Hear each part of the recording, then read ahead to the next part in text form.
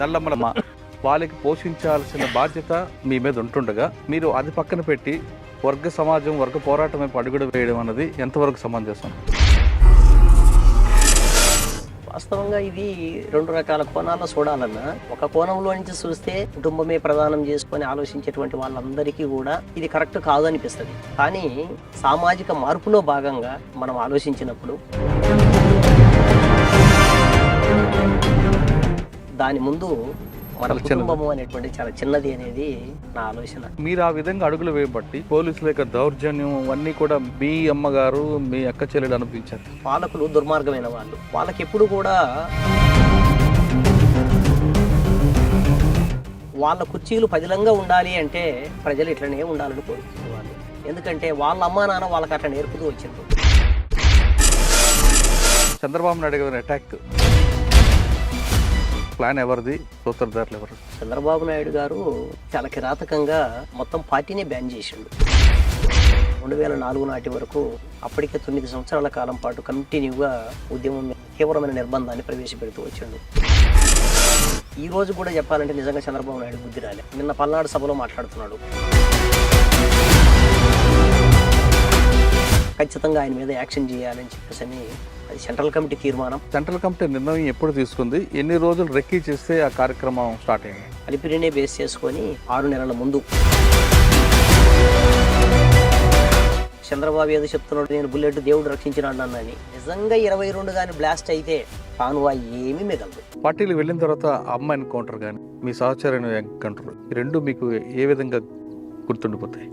వాస్తవంగా సేదు సంఘటనలే, కానీ జీర్ణించుకోక తప్పదు. బహుశా నాకు తెలిసి ఈ నల్లమల చుట్టూతా 59 మంది కామ్రేడ్స్ నా కళ్ళ ఎదురుగా చనిపోయారు. ఈ రోజు నేను బ్రతికుండి మీతో మాట్లాడుతున్నాను అంటే,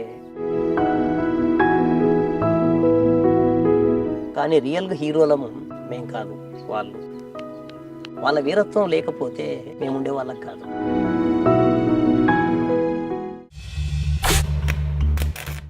వెల్కమ్ టు క్రైమ్ కన్ఫెషన్స్. ఇప్పుడు మనం ఉన్న ఈ ప్రాంతం నక్సల్స్కు పెట్టని కోట, నల్లమ్మల ప్రాంతం. ఈ ప్రాంతంలో ఒక గ్రామం పూర్తిగా నక్సల్స్కి పెట్టని కోటగా ఉండేది. ఆ గ్రామంలో ఒక కుటుంబం మొత్తం అన్నల వైపు వెళ్ళారు. ఆ విధంగా వెళ్ళిన వారిలో ఈరోజు మనకి మొట్టమొదటి వ్యక్తి మీకు పరిచయం చేస్తున్నాం. ఆయన పేరు నాగిరెడ్డి పాండురంగారెడ్డి అలియాస్ సాగర్ అలియాస్ ప్రతాప్. కుటుంబానికి పెద్ద కొడుకుగా ఉండాల్సిన ఆయన పార్టీ వైపు ఎందుకు వెళ్ళారు? అసలు అగ్రవర్ణాలకు చెందిన కుటుంబం నక్సల్స్ వైపు ఎందుకు చూసింది? వాళ్ళు వెళ్ళిన తర్వాత ప్రజల కోసం వాళ్ళు ఏం చేశారన్న విషయాలతో పాటు ఎందుకు బయటకు వచ్చారు, బయటకు వచ్చిన తర్వాత ఆయన జీవన శ్రమంతా ఏ విధంగా కొనసాగుతున్న విషయాన్ని పాండురంగారెడ్డి అలియాస్ ప్రతాప్ నాయుడు తెలుసుకుందాం. అన్న నమస్తే. నమస్తే అన్న. నాగిరెడ్డి అన్న పాండురంగారెడ్డి గారు అలియాస్ సాగర్ అలియాస్ ప్రతాప్ అన్న, మీ పేరు చెప్పగానే ముందు గుర్తుకొచ్చేది మీ ఊరు. గ్రామంలో మొత్తం మీ కుటుంబం మొత్తం కూడా వెళ్తుంది. అమ్మ, మీరు, చెల్లెళ్ళు అంతా కూడా. అంటే మీ ఊర్లో అప్పుడు పరిస్థితి, ఆ గ్రామంలో పరిస్థితి ఏ విధంగా ఉండేది? ఒకటి. రెండోది, సాధారణంగా బడుగు బలహీన వర్గాలు దళితులకు సంబంధించిన వాళ్ళే అటువైపు వెళ్తారు అనేది అప్పుడు ఒక వార్త ఉండేది. కానీ అగ్రవర్ణంలో పుట్టి మీరు వెళ్ళడం అనేది ఒక ప్రశ్నగా మిగులుతుంది. అంటే ఆ గ్రామంలో అంత దారుణ పరిస్థితులు ఉండేవా, లేదో భావజాల ప్రభావంతో అటువైపు వెళ్ళారా? మీరు వెళ్ళిందే కాకుండా అమ్మని చెల్లెల్ని అందరినీ పార్టీ వైపు తీసుకెళ్లారు. అంతలా మీకు పార్టీ ఆకర్షించిందా? అప్పుడున్న పరిస్థితుల ప్రభావంతో అటువైపు వెళ్ళారా? ఒకటి. రెండు, మీరు వెళ్ళిన తర్వాత చాలా కార్యక్రమాలు చేశారు ప్రజల కోసం. అప్పట్లో భూ పోరాటాలు అవ్వచ్చు, కరువు దాడులు అవ్వచ్చు చేస్తున్నాయి. అలిపిరిలో చంద్రబాబు నాయుడు మీద అటాక్, తక్కడిపల్లి వాసుదేవరావు అలియాస్ శాసన్న అలియాస్ శాసన్తో పాటు మీరు కూడా ఉండడం, అసలు ఆ రోజు ఏం జరిగింది? పార్టీకి వెళ్ళిన తర్వాత ఎంతకాలం పార్టీలు ఉన్నారు? పార్టీలో మీరు చేసిన కార్యక్రమాలు ఏంటి? పార్టీ ఆ విధంగా అప్పుడు ప్రభావితం చేయడంతో వెళ్ళిన తర్వాత ప్రభుత్వాలు కూడా కిందకు వచ్చాయనేది వాస్తవం. ప్రభుత్వాలు కిందకు వచ్చి ప్రజలకు ఏ విధంగా సహాయపడింది? తర్వాత పార్టీ నుంచి ఎందుకు వచ్చారు? వచ్చిన తర్వాత ఏం చేస్తున్నారు? రెండు ప్రశ్నలకు సమాధానం చెప్పే ముందు పాండురంగారెడ్డి గారు ఎందుకు అడవిలోకి వెళ్ళారు? అన్న, 1980-85 నాడు మన ఆంధ్రప్రదేశ్లో పీపుల్స్ వార్ పార్టీ అప్పుడప్పుడే అవతరించినటువంటి పరిస్థితి. అంటే తెలంగాణ సాయుధ పోరాటము, అంతకంటే మునుపు శ్రీకాకుళ పోరాటం, ఇవన్నీ దాటుకుంటూ ముందుకు వచ్చిన తర్వాత పార్టీ తను చేసినటువంటి తప్పులను రివ్యూ చేసుకొని 1978లో పార్టీకి సంబంధించినటువంటి ఆత్మవిమర్శన రిపోర్టును ఒకదాన్ని తయారు చేసుకొని ఎత్తుగడల రీత్యా ఎటువంటి పద్ధతులు అనుసరించాలి అని చెప్పానని ఒక నూతనమైనటువంటి పద్ధతుల్లో 1981లో మన ఆంధ్రప్రదేశ్లో, ముఖ్యంగా అప్పుడు ఉమ్మడి ఆంధ్రప్రదేశ్, తెలంగాణ, ఆంధ్ర, పీపుల్స్ వార్ పార్టీగా సిపిఐ, మావోయిస్టు అనేది లేదు, సిపిఐఎంఎల్ పీపుల్స్ వార్ పార్టీగా అవతరించి ఆర్గనైజేషన్లో భాగంగా మొదట తెలంగాణ ప్రాంతం, ఆ తర్వాత నల్లమల అడవిని ఆనుకొని ఉన్నటువంటి జిల్లాలు ఏవైతే ఉన్నాయో ఈ అన్ని జిల్లాల్లో కూడా ఆర్గనైజేషన్ అనేది పీపుల్స్ వార్ పార్టీ మొదలుపెట్టింది. అందులో భాగంగా ఆర్ఎస్యు అని చెప్పేసినటువంటి సంస్థ కూడా ఉండేది. దానికి అనుబంధంగా ముఖ్యంగా విద్యార్థి ఆర్గనైజేషన్ అది చూసేదంతా కూడా విద్యార్థులకు సంబంధించిన అనేక రకాల సమస్యలు తీసుకొని పనిచేస్తూ ఉండేది. సో నేను ఆ టైంలో 10వ తరగతి చదువుకుంటున్నట్టు కాలం, 10వ తరగతి చదువుకునేటువంటి నాటి పరిస్థితుల్లోనే స్కూల్లో ఉన్న టీచర్సు అనేక విషయాలు, సామాజిక సంబంధమైన అంశాలు కొన్ని మాట్లాడుతూ ఉండేవాళ్ళు. అట్లాగే మాది మధ్యతరగతి కుటుంబం. సహజంగానే మధ్యతరగతి కుటుంబం అనేటువంటిది ఒడిదుడుకులకు ఎదుర్కొంటూ ఉంటుంది సమాజంలో. అట్లా కొంత సమాజంలో ఎందుకు ఈ పరిస్థితి ఉంది అని చెప్పేసి అని ఒకవైపు నేను ఆలోచిస్తుండేవాడిని. సేమ్ టైంలో నేను చదువుకునేటప్పుడు కులమతాల వ్యత్యాసము అని చెప్పేసి అనేది నాది చిన్న ఏజీ అయినా కూడా నా కంటికి కళ్ళగారా కనపడుతూ ఉండేది. నా చుట్టుపక్కల ఉన్నటువంటి గ్రామాలలో చదువుకునేటువంటి పిల్లల మధ్య ఉన్నటువంటి యువక్షత ఇవన్నీ కూడా అర్థమవుతూ ఉండేవి. కానీ నాకు స్వభావరీత్యానే ఎందుకో మరి చిన్నప్పటి నుంచే అన్ని కులాల వారితో కలిసి ఉండడము, సాకలి, మంగలి, ఎస్సీ మిగతా వాళ్ళందరితో కలిసి భోంచేసే వాళ్ళం, కలిసి ఉండేవాళ్ళం, ఫ్రెండ్లీగా తిరిగే వాళ్ళం, ఇట్లా ఉండేది. క్రమంగా ఈ ఆర్ఎస్యు ఆర్గనైజేషన్ అనేటువంటిది ఎప్పుడైతే స్టార్ట్ అయిందో, ఆర్ఎస్యుకు సంబంధించినటువంటి మా పార్టీ ఆర్గనైజర్ శంకరన్న అని ఉండేవాడు. మీకు అప్పుడు శంకరన్న ప్రభావం ఉందా? అట్లా శంకరన్న ఉండేవాడన్న. శంకరన్న దాంతోపాటు మన చలం గారు, చలం అని మీరు చర్చల స్థలంలో చలం అని చెప్పి నేను ఉంటారు. చలం గారే మా ఆర్గనైజరు. శంకరన్న కంటే కూడా చలం గారు మాకు ఆర్గనైజరు. దళంలోనేమో చలం గారు ఉండేవారు, శంకరన్ననేమో మన ఆర్ఎస్యు ఆర్గనైజేషన్లో ఉండేవాడు. అట్లా ఆయన కొంత మంచి ప్రభావితమైనటువంటి అంశాలు చెప్పేవాడు. ఇంకా దీంతోపాటు గ్రామంలో సహజంగా మంది రైతువారి కుటుంబం అయినప్పటికీ పండిన పంటలకు రకరకాల పరిస్థితులు ఉండేటువంటి, తర్వాత సరైనటువంటి గిట్టుబాటు ధర లేకపోయి ఉండేది, తర్వాత విపరీతంగా ఫారెస్ట్ డిపార్ట్మెంట్ వాళ్ళ పెత్తనం నడిచేది. ఊరి పంచి గ్రామం మాది, ప్రకాశం జిల్లా అర్ధవీడు మండలం, లక్ష్మీపురం మా విలేజ్. ఈ లక్ష్మీపురం అనేటువంటి గ్రామంలో సాధారణమైనటువంటి సదుపాయాలు కూడా లేకపోయాయి. మంచి రోడ్డు లేదు, కరెంటు సదుపాయం లేదు, వాటర్ ట్యాంకులు లేవు, తాగునీటి సౌకర్యం లేదు, ఇవేవి కూడా లేవు మా గ్రామంలో.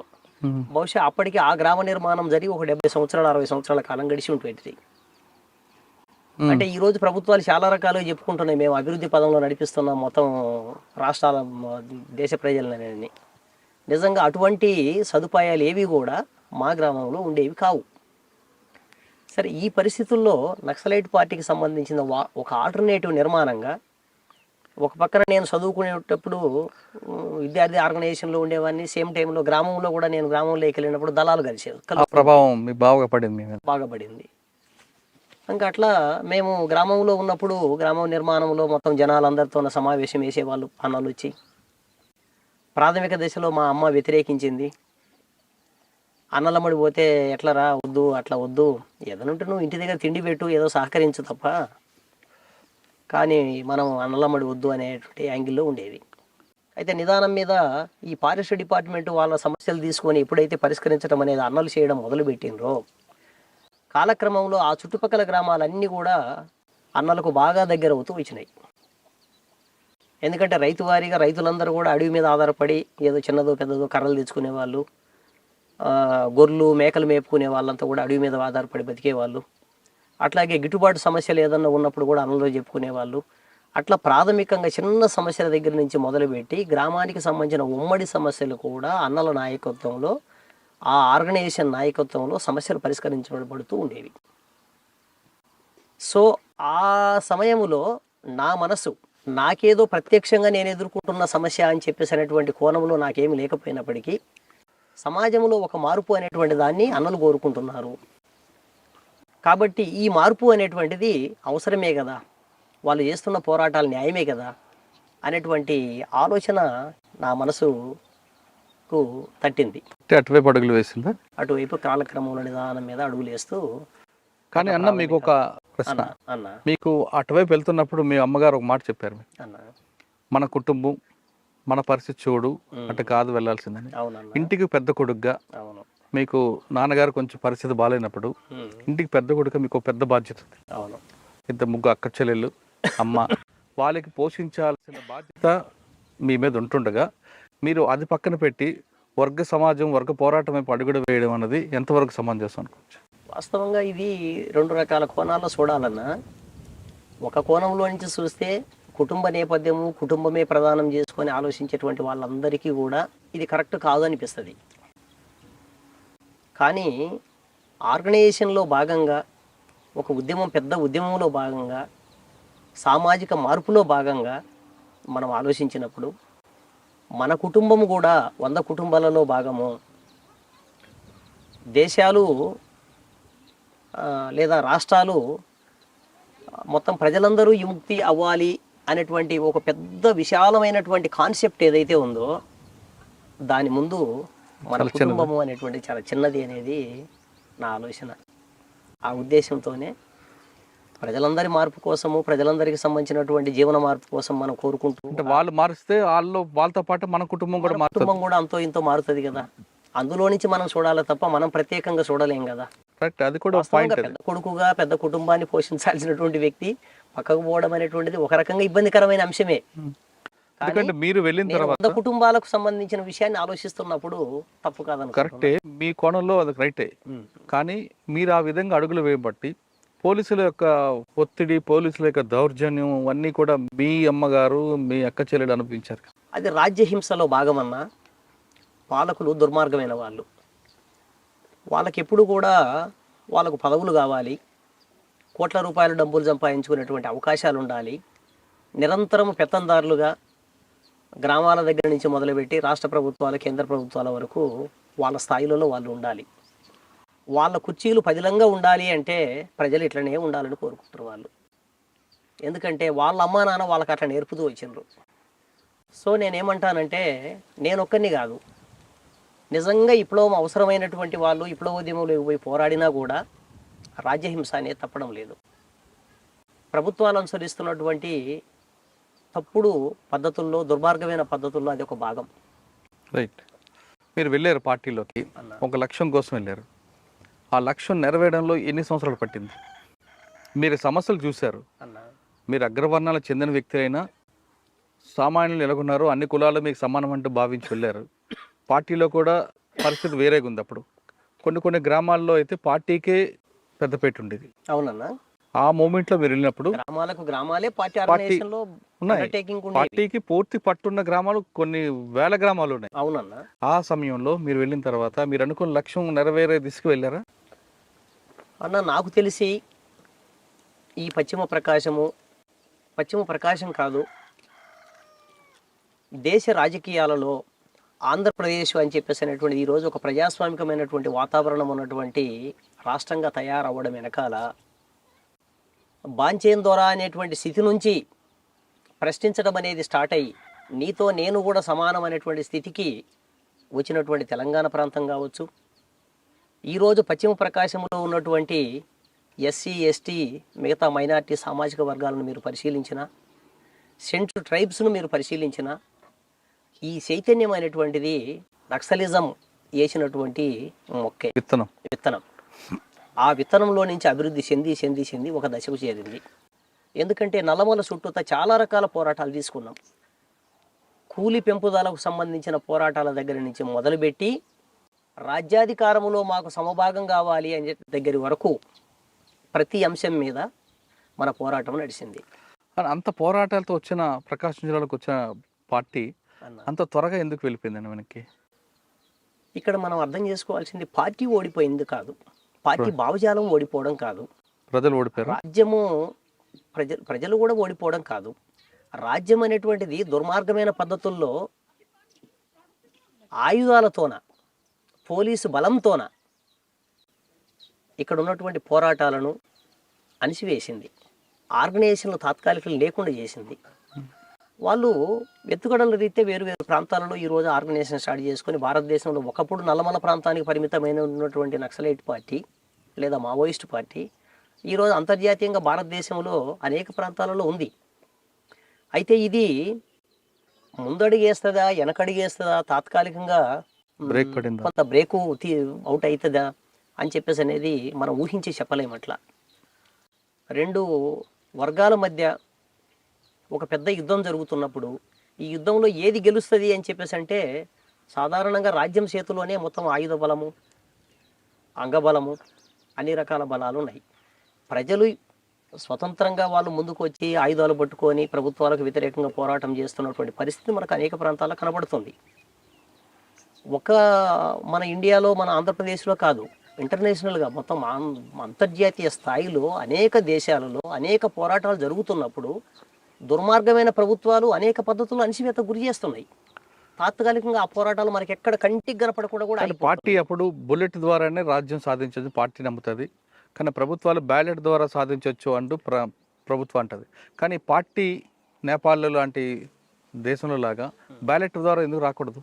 అంటే మావోయిస్టు పార్టీ ఆర్గనైజేషన్ వాళ్ళ ఐడియాలజీ ప్రకారము భారతదేశంలో ఉన్నటువంటి ఇక్కడ ఉన్నటువంటి ఫ్యూడలిజం, ఇక్కడ ఉన్నటువంటి నయా ఫ్యూడలిజం, ఇక్కడ ఉన్నటువంటి దళారీ వర్గం ఏదైతే ఉందో ఈ మూడు వర్గాలు ప్రజా వ్యతిరేకమైనటువంటి వర్గాలుగా పరిగణించబడుతూ ఆ పార్టీ చెప్తుంది.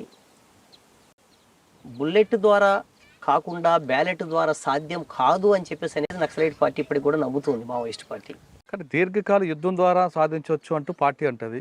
కానీ దీర్ఘకాల యుద్ధం ద్వారా చేసేంత ఓపిక ఉన్న ఐడియాలజీతో ఉన్న వాళ్ళు ఎవరైనా ఉన్నారు ఇప్పుడు? ఉన్నారు కదా, ఉన్నారు కాబట్టి కదా పార్టీ నడుస్తుంది. ప్రతి మనిషికి ఒక కాలం ఉంటుంది, ఆ కాలంలో అతను చేయగలిగిన మేరకు చేస్తూ ఉంటాడు వాళ్ళ కృషివంతుగా. దగ్గర ఇప్పటికీ బహుశా నాకు తెలిసి ఈ నాగరిక సమాజంలోకి మనం వచ్చి ఈరోజు ఇన్ని విషయాలు ప్రజాస్వామికమైన అనేక విషయాలు మాట్లాడుకుంటున్నాం. ఈ స్థితికి మనం రావడానికి ఎంతకాలం బట్టి ఉండొచ్చు? అవును, ఎన్ని పోరాటాల యొక్క ఫలితం కావచ్చు ఇది. అవును, బ్రిటిష్ వ్యతిరేక పోరాటంలో ఆనాటి కాలంలో మనలాగే అనుకోని ఉంటే బ్రిటిష్ గవర్నమెంట్ ఉండేది అనుకోవచ్చు. ఈరోజు సామ్రాజ్యవాద పరిపాలన అనేటువంటిది ప్రత్యక్షంగా లేకపోయినా పరోక్షంగా అనేక రూపాలలో మొత్తం ప్రపంచమంతా ఆవరించింది.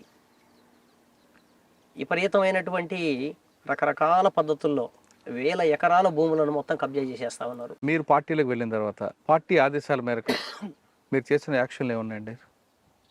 మొట్టమొదటి చెప్పండి. నేను పార్టీకి సంబంధించిన ఆర్గనైజేషన్లో భాగంగా దగ్గర 24 సంవత్సరాల పాటు ఉద్యమంతో పాటు నేను నడిచిన. 24 సంవత్సరాల పాటు ఆయుధంతోనే యుద్ధం చేస్తూ ముందుకెళ్ళినటువంటి జీవితం. పార్టీ తీసుకున్నటువంటి ప్రతి నిర్ణయంలో కొద్ది కుడియడమల్లో అందుబాటులో లేకపోయి సందర్భం తప్ప అంటే నల్లమల ప్రాంతంలో జరిగిన ప్రతి సంఘటన వరకు మీరు ఉన్నారు. ప్రతి సంఘటనలో దాదాపు నేనున్నా. ఎందుకంటే ఆనాటి కాలంలో ఇక్కడ ఉన్నటువంటి ఏదో చెప్తారు చూడు, భూమిపుత్రులు అంటారు, సన్ ఆఫ్ ద ఛాన్స్. భూమిపుత్రులుగా ఇక్కడే పుట్టి, ఇక్కడే పెరిగి, ఇక్కడే లీడర్గా ఎదిగి పార్టీలో ఒక ఆర్గనైజేషన్లో టాప్ లీడర్ స్థాయికి వెళ్ళినటువంటి వ్యక్తులలో బహుశా ప్రకాశం జిల్లాలో నేను ఒకరిని. మీకు సమకాలీకులు ఎవరు అప్పట్లో? ప్రకాశం జిల్లాలో ఎవరు లేరన్నా. సింగాప్రసాద్ అని చెప్పేసి నాకు జూనియర్ ఒక ఆయన ఉండే. మీతో పాటు తెలంగాణ నుంచి వచ్చిన వాళ్ళు ఎవరున్నారు? తెలంగాణ నుంచి వచ్చిన కామ్రేడ్స్ చాలా మంది ఉన్నారు. మాధవ్ అన్న నాకంటే సీనియరు. సాంబశివుడు నాతో పాటు కొద్దిగా కుడి ఎడమ సాంబశివుడు అన్న. తర్వాత నాతో పాటు కమిటీలో ఉన్నటువంటిది అప్పుడు దేవన్న అని చెప్పేసి ప్రకాశం జిల్లాలో మా సీనియరు, మా గురువు కూడా ఆయన. ప్రకాశం జిల్లా మొదటి సెక్రటరీ నల్లమల ఫారెస్ట్ డివిజన్కి. అట్లా మెజారిటీ మంది తెలంగాణ కామ్రేడ్స్. ఓకే, మీరు చేసిన యాక్షన్లో రైల్వే స్టేషన్ బ్లాస్టింగ్ కూడా ఉంటుంది అన్న అన్న రైల్వే స్టేషన్ బ్లాస్టింగ్స్ కూడా ఉన్నాయన్న. దిగుమెట్ట ఒకటి, ఇక్కడ దెగ్గంబొట్ల కిష్టాపురం ఒకటి. అప్పుడు పులి అంజన్నను పట్టుకొని చంపేసినారు. బహుశా ఇది 94 పులి అంజన్న ప్లస్ అక్కను ఇద్దరిని ఇక్కడ కొవ్వూరు దగ్గర పట్టుకొని చంపేస్తే దానికి నిరసనగా అనేక కార్యక్రమాలు తీసుకున్నాం. ఎంఆర్ఓ ఆఫీస్ బ్లాస్టింగ్ చేసినాము ప్రజలకు తెలియజేయడానికి. దీని ద్వారా బ్లాస్టింగ్ చేయడం వల్ల వాళ్ళు ఏం బ్రతికొచ్చేది ఏం కాకపోయినప్పటికీ ఒక విస్తృతమైనటువంటి ప్రజలకు హత్యలు చేస్తుంది ప్రభుత్వము, ప్రజల మార్పు కోసం పోరాడుతున్నటువంటి వాళ్ళను పట్టుకెళ్ళి చంపేస్తుంది అని చెప్పేసినటువంటి విషయాన్ని చెప్పడం కోసము ఆ రోజున్నటువంటి పరిస్థితుల్లో పార్టీ ఆ నిర్ణయం తీసుకున్నది. అందులో భాగంగా చాలా చోట్ల ఇక్కడ పెద్దారవీడి ఎంఆర్ఓ ఆఫీస్ కూడా బెయిల్ చేసినాం. దోర్నాల టౌన్లో ఉన్నటువంటి ఎండిఓ ఒకటి హాస్పిటల్కు సంబంధించిన ఒకటి ఆఫీస్ బెయిల్ చేసినాం. తర్వాత 3-4 రైల్వే స్టేషన్స్ బెయిల్ చేసినాం. ఇవన్నీ చేసినామన్నా. రైల్వే స్టేషన్లు పేల్చడం వల్ల ప్రజా రవాణా వ్యవస్థకి ఇబ్బంది కలుగుతుంది, ప్రజలే ఇబ్బంది పడతారు కదా. మీ పోరాటమే ప్రజల కోసం అన్న అందుకని కాలక్రమంలో దాన్ని ఇంకా కంప్లీట్గా ఆపేసినాం. ఈ బస్సుల దగ్గర పెట్టడం అనేటువంటిది అంటే ఆ రోజు జనానికి అది తప్ప రెండో ఆల్టర్నేటివ్గా లేదు. అంతకంటే పెద్ద పోరాటం చేయగలిగే స్థితిలో కూడా జనాలు లేవు. సో కంటికి కనపడినటువంటి ప్రభుత్వ ఆస్తులుగా ఉన్నటువంటి ప్రభుత్వం మీద ఆ వ్యతిరేకతతోన ఆ పని దళాలు, సానుభూతి పరులు, ప్రజలు అట్లా చేస్తూ ఉండేవాళ్ళు.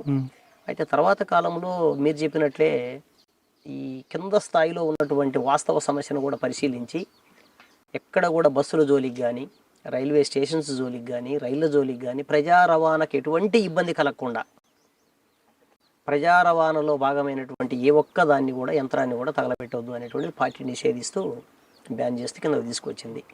అంటే ఉద్యమం ఎదుగుతున్నప్పుడు తప్పు ఒప్పులను ఎప్పటికప్పుడు సమీక్ష చేసుకుంటుంది.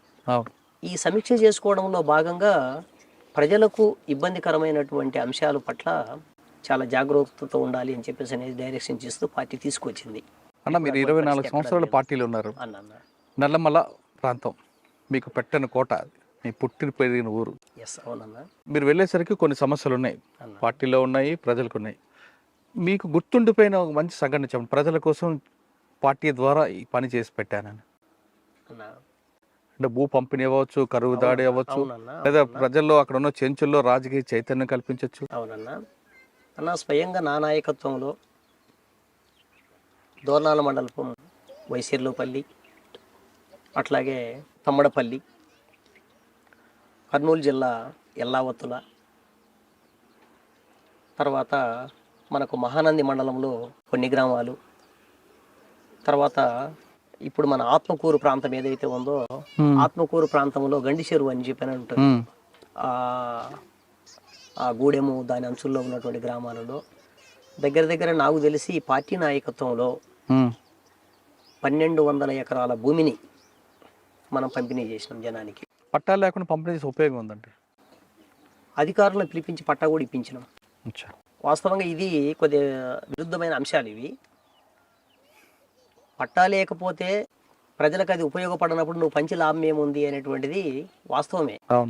కానీ ప్రజలు వాళ్ళ నాయకత్వంలో పెట్టుకొని వాళ్ళు సాగు చేసుకుంటున్నటువంటి క్రమంలో నిదానం మీద ప్రభుత్వాలు ఏదో ఒక రోజు దిగిరావా? అది కూడా పాయింటే కదా. కాబట్టి ప్రభుత్వ అధికారులను మనం పిలిపించి మనం చర్చలలో భాగంగా అనేక సందర్భాలలో మనం మాట్లాడినప్పుడు ఈ దేవాదాయ భూములు, ముఖ్యంగా దేవాదాయ భూములు మనం పంపిణీ చేసింది అంతా కూడా దేవాదాయ భూములకు ఆల్టర్నేటివ్గా పట్టాలు ఇచ్చిండ్రు చాలా చోట్ల. అట్లాగే ఫారెస్ట్ భూములకు కూడా పట్టాలు ఇచ్చిండ్రు. ఇప్పుడు ఒకప్పుడు గిరిజన ప్రాంతాలలో గిరిజనులకు హక్కు కావాలని మేము కొట్లాడినాం. ఈరోజు గవర్నమెంటు అందులో భాగంగా ఒక శాసనం చేసి ఒక చట్టం ద్వారా గిరిజనులు వాళ్ళు ఉన్నటువంటి ఏరియాలో ఉన్నటువంటి భూములకు పట్టాలు ఇవ్వాలని చెప్పేసి ఒక తీర్మానం చేసింది. ఆ రోజు మేము ఆ ఇత్తనం వేయకపోతే ఈ రోజు ప్రభుత్వాలు ఆ శాసనం చేసేవా? మీరు వేసిన విత్తనం ఈ రోజు ఫలించింది. అంటే ప్రభుత్వాలలో భావజాల పరంగా కొంత ప్రజా అనుకూలమైన నిర్ణయాలు తీసుకునేటువంటి ప్రభుత్వాలు ఏవో ఒకటి ఉన్నప్పుడు అటువంటి సానుకూలమైన పరిస్థితి వచ్చినప్పుడే అది అమల్లోకి వస్తుంది. అన్న నల్లమలలో మీరు చేసిన యాక్షన్లో అంటే ప్రజలకు సంబంధించిన కార్యక్రమాలతో పాటు పార్టీ ఆదేశాల మేరకు కొన్ని యాక్షన్లు చేశారు. పుడ్డా వెంగల్ రెడ్డి ఆ సంఘటన ఒకసారి చెప్పండి.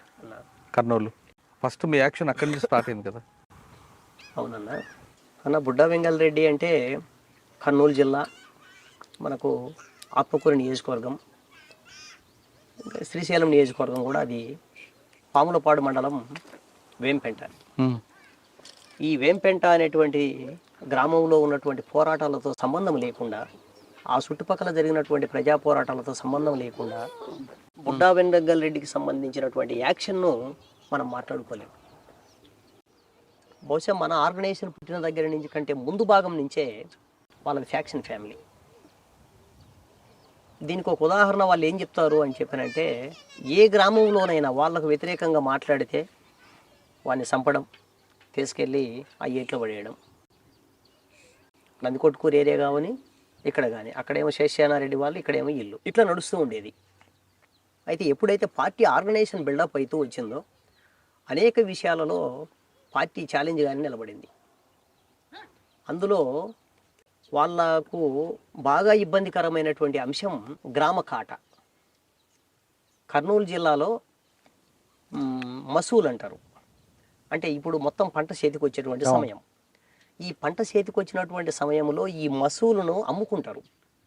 అమ్ముకున్న తర్వాత ప్రజలకు సంబంధించినటువంటి గ్రామ కాటాగా ధర్మకాట అంటారు. ఇంకా చెప్పాలంటే ఈ ధర్మకాట అనేటువంటిది గ్రామ కమిటీ నాయకత్వంలో జరుగుతూ ఉండేది. పార్టీ ఆర్గనైజేషన్ కంటే ముందు భాగం అంతా కూడా ఆ గ్రామంలోకి కొనుగోలు కోసం వచ్చినటువంటి దళాలను అడ్డం పెట్టుకొని ఒక బస్తా మీద 20 రూపాయలు, 30 రూపాయలు, 40 రూపాయలు, 50 రూపాయలు వాళ్ళు అదనంగా పెట్టుకొని వాళ్ళు 1000 రూపాయలు సంపాదించుకునే వాళ్ళు. దాంట్లో అది ఒక ఉపాధి వాళ్ళకు, దళారి వర్గానికి. ఎప్పుడైతే పార్టీ ఆర్గనైజేషన్ అనేటువంటిది బిల్డప్ అయిందో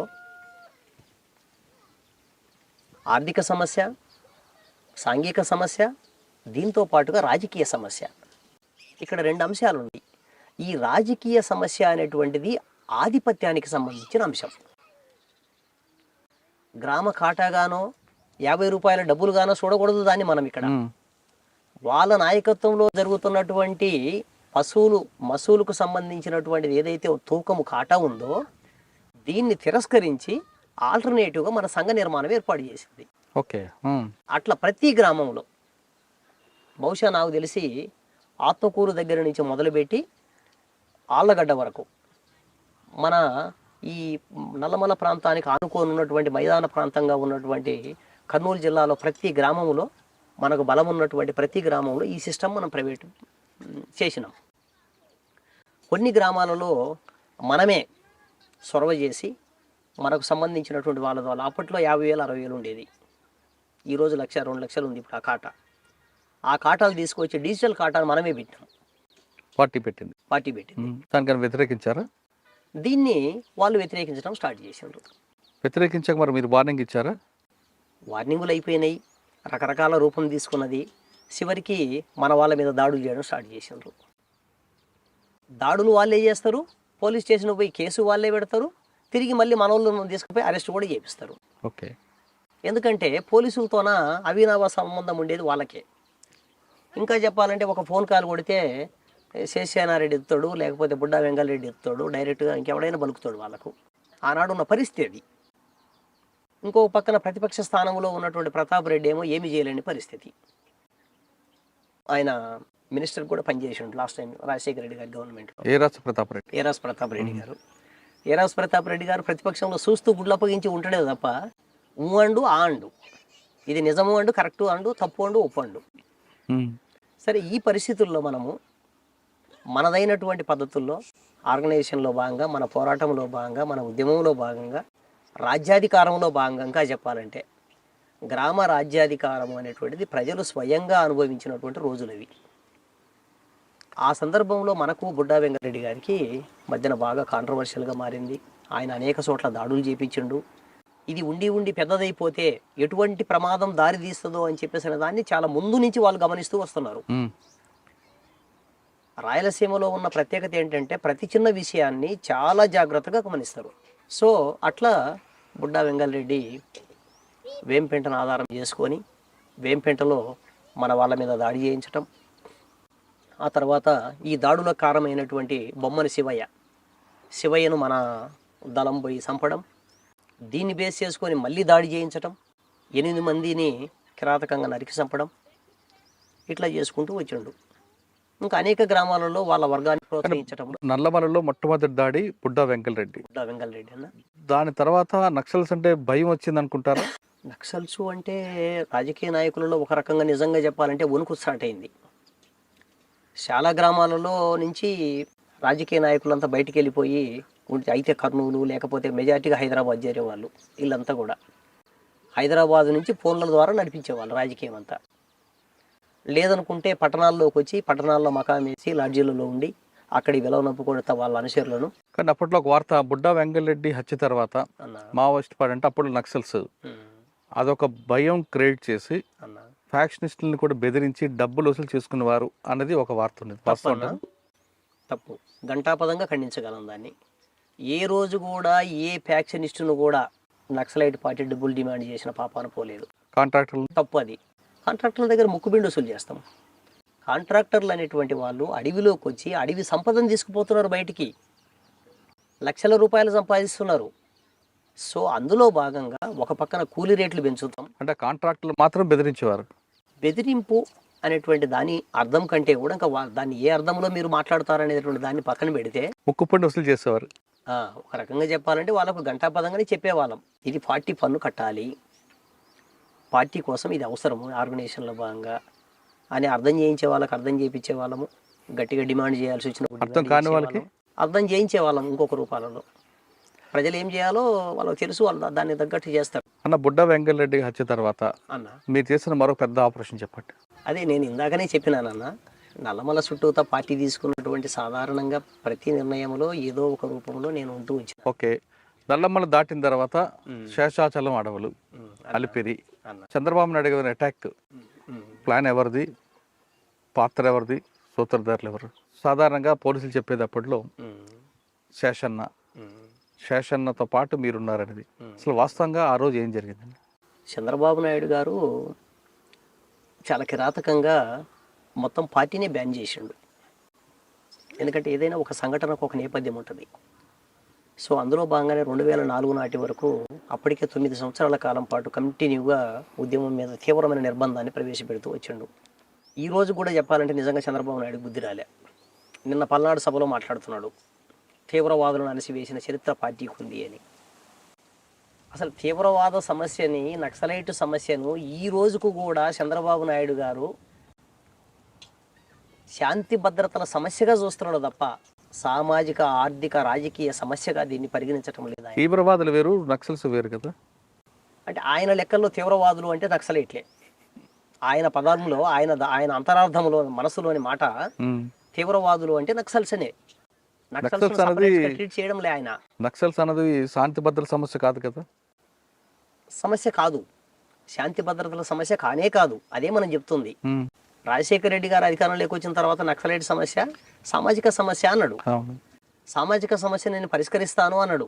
సో చంద్రబాబు నాయుడు గారు ఘంటాపదంగా ఆయన ఫిలాసఫీలో భాగంగానే నక్సలైట్ సమస్య అనేటువంటిది హింసాత్మకమైన సమస్య ఆయన లెక్కల్లో. సమాజంలో ఒక ప్రమాదకారులు సమాజానికి. కాబట్టి నక్సలైట్ సమస్యను శాంతి భద్రతల సమస్యగానే పరిగణించాలి, హింసతోనే అణిసివేయాలి. ఇది ఫిలాసాఫికల్గానే ఆయన నక్సలైట్ సమస్యను వ్యతిరేకిస్తున్నాడు. అసలు నక్సలైటు ఏం కోరుకుంటున్నాడు అనేటువంటి దాన్ని వినకుండానే వ్యతిరేకించే మనస్తత్వం ఆయన అలవాటు చేసుకున్నాడు అట్లా. సో ఆనాడు 9 సంవత్సరాల కాలం పాటు ఆయన ఏదైతే అనుకున్నాడో అనుకున్న దానికి తగ్గట్టుగానే మొత్తం సమస్యను ఆ రకంగా అంటే ఆయన అనుకోవడం కాకుండా పార్టీ కూడా అటువంటి కార్యక్రమాలు చేపట్టింది కదా 9 సంవత్సరాల్లో. రాజకీయ నాయకులని మీద దాడులు చేయడం, ప్రభుత్వ ఆస్తులను దగ్ధం చేయడం అనేది. మరి అది అప్పట్లో లాండ్ ఆర్డర్ సమస్యగానే ఆయన పరిగణించుకోవడము. వాస్తవంగా అప్పటికి పార్టీ ఉధృతమైనటువంటి పరిస్థితుల్లో ఆర్గనైజేషన్ బిల్డప్మెంట్ అనేటువంటిది ఆ స్థాయిలో ఉంది కాబట్టి అనేక రకాల పోరాటాలు ముందస్తుకు వచ్చినాయి. వచ్చినప్పుడు దాన్ని ఇప్పుడు రాజకీయ పార్టీగా తెలుగుదేశం పార్టీ ఎట్లా అర్థం చేసుకుంటుంది అనేటువంటిది తర్వాత సంగతి. ప్రజలు వాళ్ళ అవసరం కోసము, వాళ్ళ ఆధిపత్యం కోసము, వాళ్ళ రాజ్యాధికారం కోసము, వాళ్ళకు ఉన్నటువంటి రకరకాల సమస్యలు పరిష్కరించడంలో భాగంగా వాళ్ళ పోరాటాన్ని ముందుకు తీసుకుపోతారు. అందులో భాగంగా అడ్డం వచ్చినటువంటి వాళ్ళను 1కి 4 సార్లు హెచ్చరిక చేస్తూ ఉన్నారు, అట్లా ముందుకు తీసుకెళ్ళిండ్రు. సో ఈ క్రమంలోనే ఆయన మొత్తం పార్టీని బ్యాన్ చేసి పార్టీ మీద ఇది చేసిండు. తర్వాత చంద్రబాబు నాయుడు గారిని ఖచ్చితంగా ఆయన మీద యాక్షన్ చేయాలని చెప్పేసి అని, అది సెంట్రల్ కమిటీ తీర్మానం, స్టేట్ కమిటీ కాదు, స్టేట్ కమిటీకి సంబంధించిన ప్రతిపాదనతోన సెంట్రల్ కమిటీ ఆమోదంతోన జరిగినటువంటి తీర్మానం. ఎప్పుడు అంటే సెంట్రల్ కమిటీ నిర్ణయం ఎప్పుడు తీసుకుంది, ఎన్ని రోజులు రెక్కీ చేస్తే ఆ కార్యక్రమం స్టార్ట్ అయింది? 2003 సంఘటన, ఓకే, అక్టోబర్లో. దానికంటే 6 నెలల ముందు పార్టీ తీర్మానం అనేది చేసింది. అంటే కేవలం అలిపిరి అనుకున్నారా, ఇంకే వేరే ప్లేస్ కూడా డిసైడ్ అయింది? అలిపిరినే ప్రధానం, ఇంకా అలిపిరితో పాటు వేరే చోట కూడా అనుకున్నారు, కానీ అది తర్వాత కాలంలో అది మిస్ అయిపోయింది. అలిపిరినే బేస్ చేసుకొని 6 నెలల ముందు నుంచి దాని మీద రెక్కి రకరకాలు ఇవన్నీ కూడా నడిచినాయి. తీర్మానం జరిగిన తర్వాత దానికి తగ్గట్టుగా సెంట్రల్ కమిటీ స్టేట్ కమిటీ అనుబంధంగా టీమును డిసైడ్ చేసిండ్రు. అందులో ఒక 6 మందితో కూడినటువంటి టీము. వాళ్ళు ఏదో పేర్లలో అలిపిరికి సంబంధించిన కేసులలో చాలా మందిని చూపించుకుంటూ దగ్గర దగ్గర 32 మందిని ఎంతమందిని చూపించుకుంటూ వచ్చిండ్రు, కానీ అది ఎంత ఒట్టి మాటలు. కేవలం దాంట్లో పార్టిసిపేట్ చేసింది కేవలం 8 మంది మాత్రమే. ఆ 8 మందికి సంబంధించినటువంటి వాళ్ళల్లో ఒకళ్ళం. అన్న, అప్పటి వరకు మద్దు పాత్రలకి పరిమితమైన మావోయిస్ట్ పార్టీ అన్న ఒక్కసారి క్లైమర్ మైన్ పెట్టడం వెనక వ్యూహం ఎవరిది? క్లేమోర్ మైన్స్ పెట్టడం అనేటువంటిది ఇంకా మన పార్టీ లోపల ఉన్నటువంటి ఇంజనీర్స్ డెవలప్ చేసిండ్రన్న. ముఖ్యంగా మీకు తెలియంది ఏముంది, ఆనాడు మన పార్టీ అభివృద్ధిలో భాగంగా, ముఖ్యంగా వెపన్స్ అభివృద్ధిలో భాగంగా డైరెక్షనల్ మైన్స్, ఈ క్లేమోర్ మైన్స్ ఏవైతే ఉన్నాయో దీన్ని కూడా ఒకటి ముందుకు తీసుకొచ్చిండ్రు. ముఖ్యంగా మన ఇంజనీరింగ్ టీం, అంటే ఈరోజు మనకు మన టెక్నీషియన్ మన మదన్న వీళ్ళందరూ కూడా కీలకమైన పాత్ర పోషించిన వాళ్ళే. ఇది ఇటువంటి వాటి డెవలప్మెంట్ అభివృద్ధిలో. ఇంప్లిమెంటేషన్ అనేటువంటిది అంతర్గతంగా పార్టీకి సంబంధించిన ఆర్గనైజేషన్లో రహస్యమైనటువంటి టీం ఉండేది. ఆ రహస్యమైన టీము అనేటువంటిది ఇంప్లిమెంటేషన్ చేసేది. 6 నెలలు రెక్కి వేసిన తర్వాత కూడా ఎందుకు ఫెయిల్ అయిందండి? వాస్తవంగా అది ఫెయిల్యూర్ కాదు, అది విజయమే. ఎందుకు విజయం అంటున్నానంటే 6 నెలల రెక్కి 100% సక్సెస్ అయింది. పేల్చిన వ్యక్తి ఫెయిల్ కాలేదు. ఏదైతే డైరెక్షనల్ మైన్స్ అని చెప్పేసి అని దానికి అంటే ఎంత కెపాసిటీ వేస్తే ఎంత ఏ రకమైనటువంటి పద్ధతుల్లో డైరెక్షన్లో వెళ్తుంది, అది ఎంత తీవ్రంగా ప్రభావితం చేస్తుంది అని చెప్పేసి అనేటువంటి అనాలిసిస్ కూడా 100కి 100% కరెక్ట్. కానీ ఫెయిల్యూర్ ఎక్కడ ఉంది అంటే మనం అనుకున్న టైంకు ఆయన ప్రోగ్రామ్ ఫిక్స్ అవ్వలే. సో కొంత టైం గడిచిపోయింది. మధ్యన ఏమైందంటే ప్రకృతి నుంచి విపరీతంగా వర్షం పడింది. ఈ వర్షం పడడం వల్ల ప్లస్ మైనస్ మనము సీరియల్ కనెక్షన్స్, సింగిల్ కనెక్షన్స్ విడివిడిగా ఇస్తాం. దీంట్లో డిఫాల్ట్ అయింది. డిఫాల్ట్ అవ్వడం వల్ల పేలినటువంటి క్లేమోర్స్ కేవలం 8 మాత్రమే పేలినాయి. మనం ఎన్ని బిగించినాం? దగ్గర దగ్గర 22 దగ్గర బిగించినాం. నిజంగా 22 కానీ బ్లాస్ట్ అయితే కాన్వాయ్ ఏమీ మిగలదు, అస్సలు మిగలదు. చంద్రబాబు ఏదో చెప్తున్నాడు, నేను బుల్లెట్ దేవుడు రక్షించినాడు అన్నని. దేవుడు రక్షించటం కాదు, ప్రకృతి రక్షించింది. ప్రకృతి దేవుడే కదా. అదే మీరు ఎంతలే చెప్తారు అంటే ఆయన అర్థంలో వెంకటేశ్వర స్వామి దేవుడు అని చెప్పి అనుకుంటున్నాడు. కానీ నిజమేంటంటే వర్షం పడ్డది. ఆ వర్షం పడడం వల్ల ఆ క్లైమోర్స్ కొన్ని ఫెయిల్ అయినాయి. అంటే అదొక రీజన్ అవ్వచ్చు. కానీ పోలీసు వైపు నుంచి ఏం చెప్తున్నారంటే కార్లు ఆ రోజు కాన్వాయ్ జిగ్జాగ్ ఒకదాని ఒకటి ముందు రావడం అన్నది వల్ల చంద్రబాబు కారు కొంచెం ముందుకు వెళ్ళింది, తర్వాత కారు బ్లాస్ట్ అయింది అని అంటారు. 100% మన రెక్కి మనకు సంబంధించినటువంటి ఇన్ఫర్మేషను పక్కా పక్కన ఉన్నది. దాంట్లో ఎక్కడా ఫెయిలర్ లేదు. చంద్రబాబు నాయుడు గారు ఎన్ని జిమ్మికులు చేసి, వాళ్ళు ఎన్ని జిగ్జాగులు చేసినా, వాళ్ళు ఎన్ని ప్లాన్లు చేసినా అదే కాన్వాయిలో మన వాళ్ళు ఉన్నారు. అదే కాన్వాయిలో మన వాళ్ళు ఉన్నారు. టీడీపీ జెండాలు పట్టుకొని మన కార్యకర్తలు ఉన్నారు. Very clear. కాబట్టి దాంట్లో తేడా లేదు. అక్కడ వచ్చినటువంటి సమస్య కాలే అది. సాంకేతికమైనటువంటి సమస్య ఏదైతే ఉందో ఇది రావడం వల్లనే అది. ఆ రోజు మీరు ఎక్కడున్నారు? ఆ రోజు బయట ఉన్నాను. ఆ టీంలో లేరు? ఆ టీంలో ఆపరేషన్ టీంలో లేను, బయట ఉన్నాను. ఆపరేషన్ అయిన తర్వాత రిట్రీట్ ఎక్కడ అయ్యారంటే అప్పుడు ఆపరేషన్ అయిన తర్వాత రిట్రీట్ అనేటువంటిది మొత్తం ఫారెస్ట్ నుంచి బయటకు వచ్చేసి ఇంకా అప్పటికే మా వాళ్ళంతా అంత భక్తుల్లాగా గుడి కొట్టించేసుకొని ఇదంతా ఉన్నారు కదా ఫ్రీగానే వచ్చేసిండ్రు. ఇట్లా రిట్రీట్ అయ్యి రిటర్న్ అయ్యి వచ్చేసి ఒక్కొక్కరం ఒక్కొక్క చోట కలుసుకొని ఇటు బిల్లగొంది పైన ఫారెస్ట్ ఉంటుంది, ఆ ఫారెస్ట్ ఏరియాకు వెళ్ళిపోవడం అనేది జరిగింది. ఆ సంఘటనలో ఎంతమంది 8 మంది పాల్గొన్నా కేవలం తక్కిడిపల్లి వాసుదేవరావు గారు పాటు మన టిక్సన్ మన మీ పేరు సాగర్ పేరు ఎందుకు ఇచ్చారు? మన టీం కమాండర్ ఆయన, టీం కమాండర్ గారు కమాండర్గా పార్టీ నిర్దేశించిన దాని ప్రకారం మా టీం కమాండరు, మా యాక్షన్ టీం కమాండర్ ఆయనే. సో అది పోలీసులకు కూడా ఆ స్థాయిలో తెలుసు. ఇంకా ఉన్న టీములో నేను సెకండ్ పర్సన్గా ఉన్నా కాబట్టి సాగరు అంటే నల్లమల ప్రాంతంలో ఆల్రెడీ ఒక చరిత్ర ఉంది కాబట్టి అనేక యాక్షన్స్లో పార్టిసిపేట్ చేసినటువంటి అది పోలీసుల లెక్క ప్రకారం ఉంది కాబట్టి వాళ్ళు అట్లా క్రియేట్ చేస్తూ వచ్చిండ్రు. తర్వాత మీకు బాగా గుర్తుండిపోయిన సంఘటన చెప్పండి అలిపిరి తర్వాత. అంటే అది విజయంగా భావించకుండా దీనివల్ల నష్టం జరిగింది, మీరు కూడా కొంచెం బాధపడే సంఘటనలు ఉంటాయి కదా?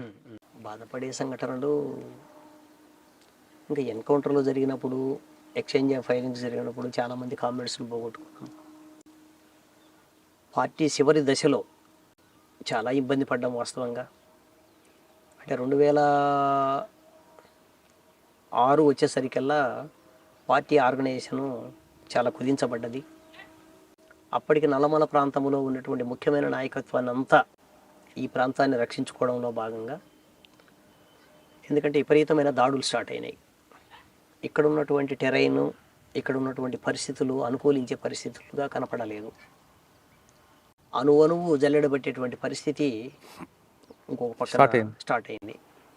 ఈ నేపథ్యంలో పార్టీ తాత్కాలికంగా ఎత్తుగడల రీత్యా నాయకత్వ కమిటీలకు సంబంధించిన కామ్రేడ్స్ అందరినీ కూడా రక్షణ ప్రాంతాలకు పంపించాలని నిర్ణయం తీసుకుంది. అందులో భాగంగా పశ్చిమ కనుమల వైపు, ఇటు ఛత్తీస్గఢ్ ప్రాంతానికి, అంటే దండకారణ్య ప్రాంతానికి, అట్లా అందులో భాగంగా నిర్ణయాలు. మీరు వెళ్ళారు పార్టీలోకి, తర్వాత మీ చెల్లెలు అమ్మ కూడా లోపలికి వచ్చారు. వాళ్ళు వస్తానన్నప్పుడు వద్దని ఎందుకు వెళ్ళలేదు మీరు? అన్న ఉద్యమంలో భాగంగా రమ్మనే చెప్తాం తప్ప వద్దని అనం కదా.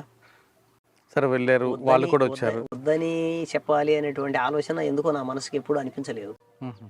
అంటే అప్పటి పరిస్థితుల్లో వాళ్ళ సహకారం కూడా అవసరం అనుకున్నారా? అవసరం అనుకున్నా కుటుంబం అంతా పార్టీలో ఉండడం ఇంకా అది ఒక నిజంగా చరిత్రలో ఒక నిలిచిపోయే అంశమే కదా. సమాజంలో ప్రతి మనిషి చేస్తున్న పని వాళ్ళ కోసం వాళ్ళు బ్రతకడం. కానీ మీది మాత్రం కుటుంబం మొత్తం ప్రజల కోసం. కుటుంబం సమాజంలో ఒక కుటుంబంగా, ఒక వ్యక్తిగా స్టార్ట్ అయ్యి ఒక కుటుంబంగా మొత్తంగా ఒక కుటుంబం పార్టీ కోసం సర్వీస్ చేయడము, ప్రజల కోసం సర్వీస్ చేయడం అని చెప్పేసి అనేది చిన్న విషయం ఏం కాదు అన్న. మీరు పార్టీలకు వెళ్ళారు, ప్రజల కోసం పనిచేశారు, యాక్షన్లు ఇవన్నీ కూడా సహజం. కానీ మీ అమ్మగారు కూడా వచ్చారు. పార్టీలకు వెళ్ళిన తర్వాత అమ్మ ఎన్కౌంటర్ కానీ మీ సహచర్య ఎన్కౌంటర్, ఈ రెండు మీకు ఏ విధంగా గుర్తుండిపోతాయి? వాస్తవంగా సేదు సంఘటనలే, కానీ జీర్ణించుకోక తప్పదు. ఎందుకంటే ఉద్యమంలో అనేక మంది అమరులు ఉన్నారు. కేవలం మా అమ్మ, మా సహసేది వీళ్ళు మాత్రమే కాదు. బహుశా నాకు తెలిసి ఈ నల్లమల చుట్టూత 59 మంది కామ్రేడ్స్ నా కళ్ళ ఎదురుగా చనిపోయారు. ఈరోజు నేను బ్రతికుండి మీతో మాట్లాడుతున్నాను అంటే ఎంట్రుక వాసిలో తప్పించుకున్న సంఘటనలు కూడా చాలా ఉన్నాయి. ఎంట్రుక వాసిలో బుల్లెట్స్ పక్క నుంచి పోయిన సందర్భాలు ఉన్నాయి. అయితే ఈ 59 మంది కామ్రేడ్స్ అమరత్వం ఏదైతే ఉందో అది మమ్మల్ని హీరోలను చేసింది. కానీ రియల్గా హీరోలము మేం కాదు, వాళ్ళు. మీరు నిజాన్ని ఒప్పుకున్నారు? అవును. ఎందుకంటే వాళ్ళ వీరత్వం లేకపోతే మేముండే వాళ్ళకి కాదు. రైట్. ఆ విధంగా తప్పించుకున్న సంఘటన చెప్పండి అన్న. ఇక్కడే మనకు పక్కనే ఉన్నటువంటి ఎర్రబాలెం అనేటువంటి చిన్న విలేజ్. ఈ ఎర్రబాలెం దగ్గర మేము మార్నింగ్ అవర్స్లో మొత్తం అందరు కూడా జమ అయినాం. అంటే నైట్ వచ్చి పడుకున్నాం బాగా లాంగ్ నుంచి. ఉదయం కరెక్ట్గా 10-10:30 కల్లా ఆ రోజు ఏదో స్పెషల్ చేసుకుందామని చెప్పేసి అంత చికెన్ ఏదో మటన్ తీసుకొచ్చి మన వాళ్ళు వండిండ్రు. కరెక్ట్గా ఆ టైంకు పోలీసులు కూడా పసిగట్టి మన ప్రయాణాన్ని మొత్తం చుట్టుముట్టిండ్రు. మన వాళ్ళు తోట దగ్గరికి చాలా రోజులైంది స్నానాలు చేయకప్పుడు. విపరీతమైన వేసవి, ఎక్కడ పడితే అక్కడ నీళ్లు దొరికే పరిస్థితి లేదు. బాగా ఇబ్బందికరమైన పరిస్థితి ఉండి తోటకు పై భాగంలో అట్లా తిప్పంచుకు మేము ఆగినాం. ఇట్లా కిందకు వచ్చి బత్తాయి తోటల్లో స్నానం చేస్తున్నారు. ఈ స్నానం చేసేటప్పుడు మనవాడు గమనించి పరిగెత్తుకుంటూ స్టార్ట్ అయ్యాడు. అయితే అప్పటికే ఏది ఏమైనా పరిస్థితి, పోలీసులు బాగా తిరుగుతున్నారు కాబట్టి ఖచ్చితంగా మనం రావడానికి అవకాశం ఉందనేటువంటి ఉద్దేశంతోనే చుట్టూ క్లేమోర్ మైన్స్ పెట్టి ఉన్నాం. ఎప్పుడైతే ఈ పోలీసులు రావడాన్ని మనోడు గమనించి పరిగెత్తడం స్టార్ట్ అయిందో వాళ్ళు ఫైరింగ్ స్టార్ట్ చేశారు. మనవాడు చక్కగా పరిగెత్తడం స్టార్ట్ అయ్యింది. ఇంకా మేము కూడా ఫైరింగ్ స్టార్ట్ చేసినాము, క్లేమోర్ మైన్స్ పేల్చినాము. అట్లా మనం ఒక రకంగా చెప్పాలి అక్కడి నుంచి మన ప్లేస్ ఖాళీ చేసి జస్ట్ కొద్దిగా దూరం పోయేసరికి అట్లా పైకి ఎక్కే క్రమంలో కింద నుంచి ప్యారలల్ కొట్టేసాడు. ఇక్కడే మా కిందనే రిక్రూట్ అయినటువంటి అమ్మాయి, పక్కన ఉన్నటువంటి గన్నెపల్లికి సంబంధించిన ముస్లిం అమ్మాయి రజియా అని, ఆ అమ్మాయి చనిపోయింది. అట్లా అది దగ్గర ఒక అరగంట గంట సేపు ఫైట్ వాళ్ళకు మనకు మధ్య. ఇది ఒక ముఖ్యమైన సంఘటన. అట్లాగే చంద్రబాబు పోయి రాజశేఖర రెడ్డి గారు వచ్చి తర్వాత 2005 జనవరి 8వ తారీఖు జరిగిన సంఘటన, డైరెక్ట్గా మా మీద జరిగిన అటాకు ఇక్కడే మన జల్లువారి పొలాల చెరువు దగ్గర. దాంట్లోనే మా లక్ష్మి కూడా చనిపోయింది. దాదాపు దగ్గర 3/4 గంట సేపు ఫైరింగ్స్. పోలీసులు బాగా చుట్టుముట్టినారు 3 వైపులా. ఇంకా మనకున్నది ఒకే వైపు ఖాళీ. ఈ ఖాళీలోనే మనం పడుకొని కొంత ట్రావెలింగ్ చేసుకుంటూ అట్లా ఆ గట్లు దాటుకుంటూ ముందుకెళ్ళిన తర్వాత అక్కడి వరకు మనం మంచి రిటాలియేషన్ ఇచ్చినాం. మన దగ్గర యామినేషన్ కూడా తక్కువ ఉంది. సో వాళ్ళ దగ్గర ఉన్నటువంటి యామినేషను, వాళ్ళ బలగాలు మామూలుగా ఏమి లేవు. దగ్గర 3 అంచెలుగా వాడు చుట్టుముట్టిండు. అయినా మనం ఒక రకంగా చెప్పాలంటే దాంట్లోంచి దాటుకొని అవతలికి వెళ్ళినాం. జస్ట్ అక్కడ కాలువలోకి దిగి తిరిగి మళ్ళీ మనం ఎక్కేటప్పుడు వాడు ఆటో ఫైర్ స్టార్ట్ చేసిండు. ఆ ఆటో ఫైరింగ్లో మా సహచరి లక్ష్మి చనిపోవడం జరిగింది. ఇంకా ఆమెను తీసుకొని వెళ్ళలేని పరిస్థితి, అక్కడే వదిలేసి ఆమె దగ్గర ఉన్నటువంటి వెపన్ తీసుకొని మేము మళ్ళీ టీమ్గా బయలుదేరినాం 10 మందిని. అంటే మీ కళ్ళ ముందే మీ సహచరుని కోల్పోయారు. సరిపోయినాము. అంటే మీకు నల్లమలలో బాగా టఫ్ ఇచ్చిన పోలీస్ ఆఫీసర్ చాలామంది చేశారు, కానీ బాగా ఈ ఆఫీసర్ నుండి పార్టీకి నష్టం జరిగింది అని భావించే ఆఫీసర్ ఎవరున్నారా? సాధారణంగా నా లెక్కల ప్రకారం అయితే ఆయన ఈ మధ్య కాలంలో ఇచ్చిన ఇంటర్వ్యూలో భాగంగా నేను ఈరోజు అది చూసిన, జిత్తులు ఉండాలి అనేది. ఎత్తులు ఉండాలి, జిత్తులు ఉండాలి అంటాడు. వాస్తవంగా ఎత్తులు జిత్తులు అనేటువంటిది పార్టీలో 2 వైపులు 2 వర్గాలు వేస్తాయి. ఒక పోలీసు ఆఫీసర్గా ఒక ఆపరేషన్ సక్సెస్ చేయడంలో చెప్పుకోదగ్గ వ్యక్తే ఆయన స్థాయిలో ఆయన. యాక్చువల్గా ఇక్కడ నేను చూడదగ్గ అంశం ఏంటిది అంటే, మరి వీళ్ళు ఐఏఎస్, ఐపీఎస్లు, ఐఆర్ఎస్లు చేస్తున్నారు, పెద్ద చదువులు చదువుకుంటున్నారు. చాలా చట్టాల గురించి నాకంటే లేకపోతే మిగిలినటువంటి ఎస్పీ గారికో లేకపోతే ఆఫీసర్స్కో తెలియవని నేను అనుకోను. వాళ్ళకున్న జ్ఞానం అంతా ఏ పక్కన ఉపయోగిస్తున్నారు, ఎవరికి బంటుల్లాగా పనిచేస్తున్నారు అనేటువంటి ఆలోచన వాళ్ళ మొత్తం జీవిత కాలంలో డ్యూటీ అనే పేరుతో దుర్మార్గమైన చర్యలు కొడిగడుతున్నాం అనేటువంటి ఆలోచన ఒక్కసారి కూడా రాకపోవడం అనేది ఈ రాజ్యంలో ఉన్నటువంటి అధికార యంత్రాంగానికి ఒక రకంగా చెప్పాలంటే ఒక దుర్మార్గమైన అంశం. మీరు అదే వ్యక్తితో ఒకరోజు ఫోన్లో నువ్వెంత అంటే నువ్వెంత అనుకున్నారట కదా? నిజమేనన్నా. ఏం జరిగింది? నిజమే. ఎందుకంటే అప్పుడు బాగా నిర్బంధం నడుస్తుంది. ఆయనే ఇక్కడ ఓఎస్డీగా ఉన్నాడు. ఆయన నాయకత్వంలోనే అనేక రకాల కార్యక్రమాలు చర్యలు నడుస్తున్నాయి. నేను అమ్మ సంఘటన జరిగి ఉన్నది. అమ్మ చనిపోయిన కొంతకాలం తర్వాత అనుకుంటా. మీ అమ్మగారు చనిపోయింది ఇంట్లో ఎన్కౌంటర్లో, అన్న ఆయన పాత్ర ఉందా మీకు అనుమానమా? అన్నాక ఆయన పాత్ర ఉందా లేదా అనేటువంటిది స్పష్టంగా నాకు తెలియదు. ఎస్ఐబి వాళ్ళు అరెస్ట్ చేసిండ్రు. సాధారణంగా జరిగే చర్యలన్నీ ఎట్లుంటాయంటే లోకల్గా ఉండేటువంటి ఇప్పుడు వీళ్ళంతా ఏదో చెప్పుకుంటా ఉంటారు, మేము అరెస్ట్ చేసినాము, మేము అది పొడిచినాము, ఇది పొడిచినాము, మేము అంత గొప్ప ఇంత గొప్ప అని. అసలు వీళ్ళకి ఏ సంబంధాలు ఉండవు. అంత ఎస్ఐబి, ఓపెన్ అంత ఎస్ఐబి కదా. లోకల్గా జరిగేటువంటి రైడ్స్ తప్ప, లోకల్గా జరిగేటువంటి ఎక్స్చేంజ్ ఆఫ్ ఫైరింగ్స్లో వీళ్ళ పాత్ర ఉంటుంది తప్ప, బయట జరిగినటువంటి ఆపరేషన్స్లో వీళ్ళకు సంబంధించిన ఆపరేషన్స్ వీళ్ళ పాత్ర నిల్లు. ఒక చిన్న ఇన్ఫర్మేషన్ ఏమన్నా ఇచ్చి ఉంటారేమో బహుశా, నా లెక్కల ప్రకారం. అంతా ఎస్ఐబి అంటారా?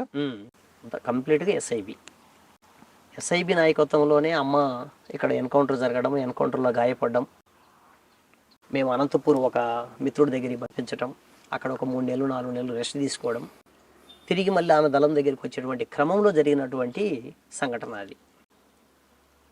ఆమెను తీసుకురావడానికి 3 వాళ్ళు కొరియర్స్ పోయినరు, వేరు వేరు ప్రాంతాల్లో నుంచి వాళ్ళు వచ్చిండ్రు. ఎక్కడ నుంచి కరెక్ట్గా ఇది ఎక్స్పోజ్ అయింది, ఏ రకంగా పసిగట్టినారనేది మనం ఏం చెప్పలేకపోతున్నాం కానీ కరెక్ట్గా. ఏది ఏమైనా ఇంకా ఆ రోజు నేను జస్ట్ అట్లా కొండ మీదకి వెళ్ళి ఫోన్ చేయడం, నాన్న నాకు బాగా జ్వరం వచ్చిందిరా, కొద్దిగా మీరు జాగ్రత్తగా ఉండండి అని చెప్పేసి నేను జస్ట్ నాకు ఒక కాషన్ ఇవ్వడం. ఆ సంఘటన జరిగిన ఎమ్మడే ఇమీడియట్లీ నేను పాస్ ఆన్ చేసిన మన మీడియా మిత్రులందరికీ. నాకు రెగ్యులర్ టచ్లో ఉండేవాళ్ళు, విలేకరుల ఫోన్స్ ఇవన్నీ కూడా నా దగ్గర ఉండేవి. నేను ఫలానా అంటే ఇమీడియట్లీ రెస్పాండ్ అయ్యి వాళ్ళు దాన్ని నడిపించేటి వాళ్ళు. నేను రంగారావు గారనో పాండురంగానో ఏదో పేరు ఉండేది అప్పుడు, ఆకాశవాణి విలేకరు, ఆయన ఫోన్ చేసిన, ఒంగోలులో ఉంటాడు. ఫోన్ చేయగానే, అన్న మీరు ఇప్పుడు అంటున్నారు ఆల్రెడీ ఫైరింగ్ జరుగుతున్నాయని చెప్పేసి వాళ్ళు పేపర్లలో ఇస్తున్నారన్న, ఏది యాడిస్తున్నారు, స్క్రోలింగ్ వస్తుందని చెప్పేసి చెప్పిండు. అప్పటికే నేను అనుకున్నాను ఆల్రెడీ వాళ్ళు ఫిక్స్ అయ్యిండ్రు చంపడానికి.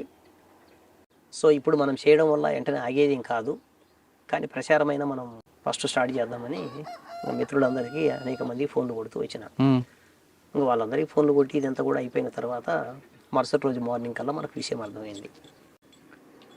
ప్రతి అరగంటకు ఒకసారి నాయకులు తప్పించుకున్నాడంటాడు, చనిపోయినారంటాడు, ఇట్లా చెప్పి 2 రోజుల పాటు దాన్ని మభ్యపెట్టి 3వ రోజు పలానా వాళ్ళు చనిపోయినారని ప్రకటన ఇచ్చిండు. అంటే అది మనసులో పెట్టుకొని మీరు వార్నింగ్ ఇచ్చారా? అది మనసులో పెట్టుకొని కాదు, కానీ జనరల్గానే ఆయన ఉన్నాడు ప్రతి చర్యలో అని చెప్పేసి అనేది నాకు తెలుసు. నేను అప్పుడు డివిజనల్ కమిటీ సెక్రటరీగా నేను ఉన్నాను. ఈ ఏరియాలో మన సానుభూతి పరుల అరెస్టులు ఇవన్నీ కూడా చాలా నడుస్తూ ఉండేవి అప్పుడు.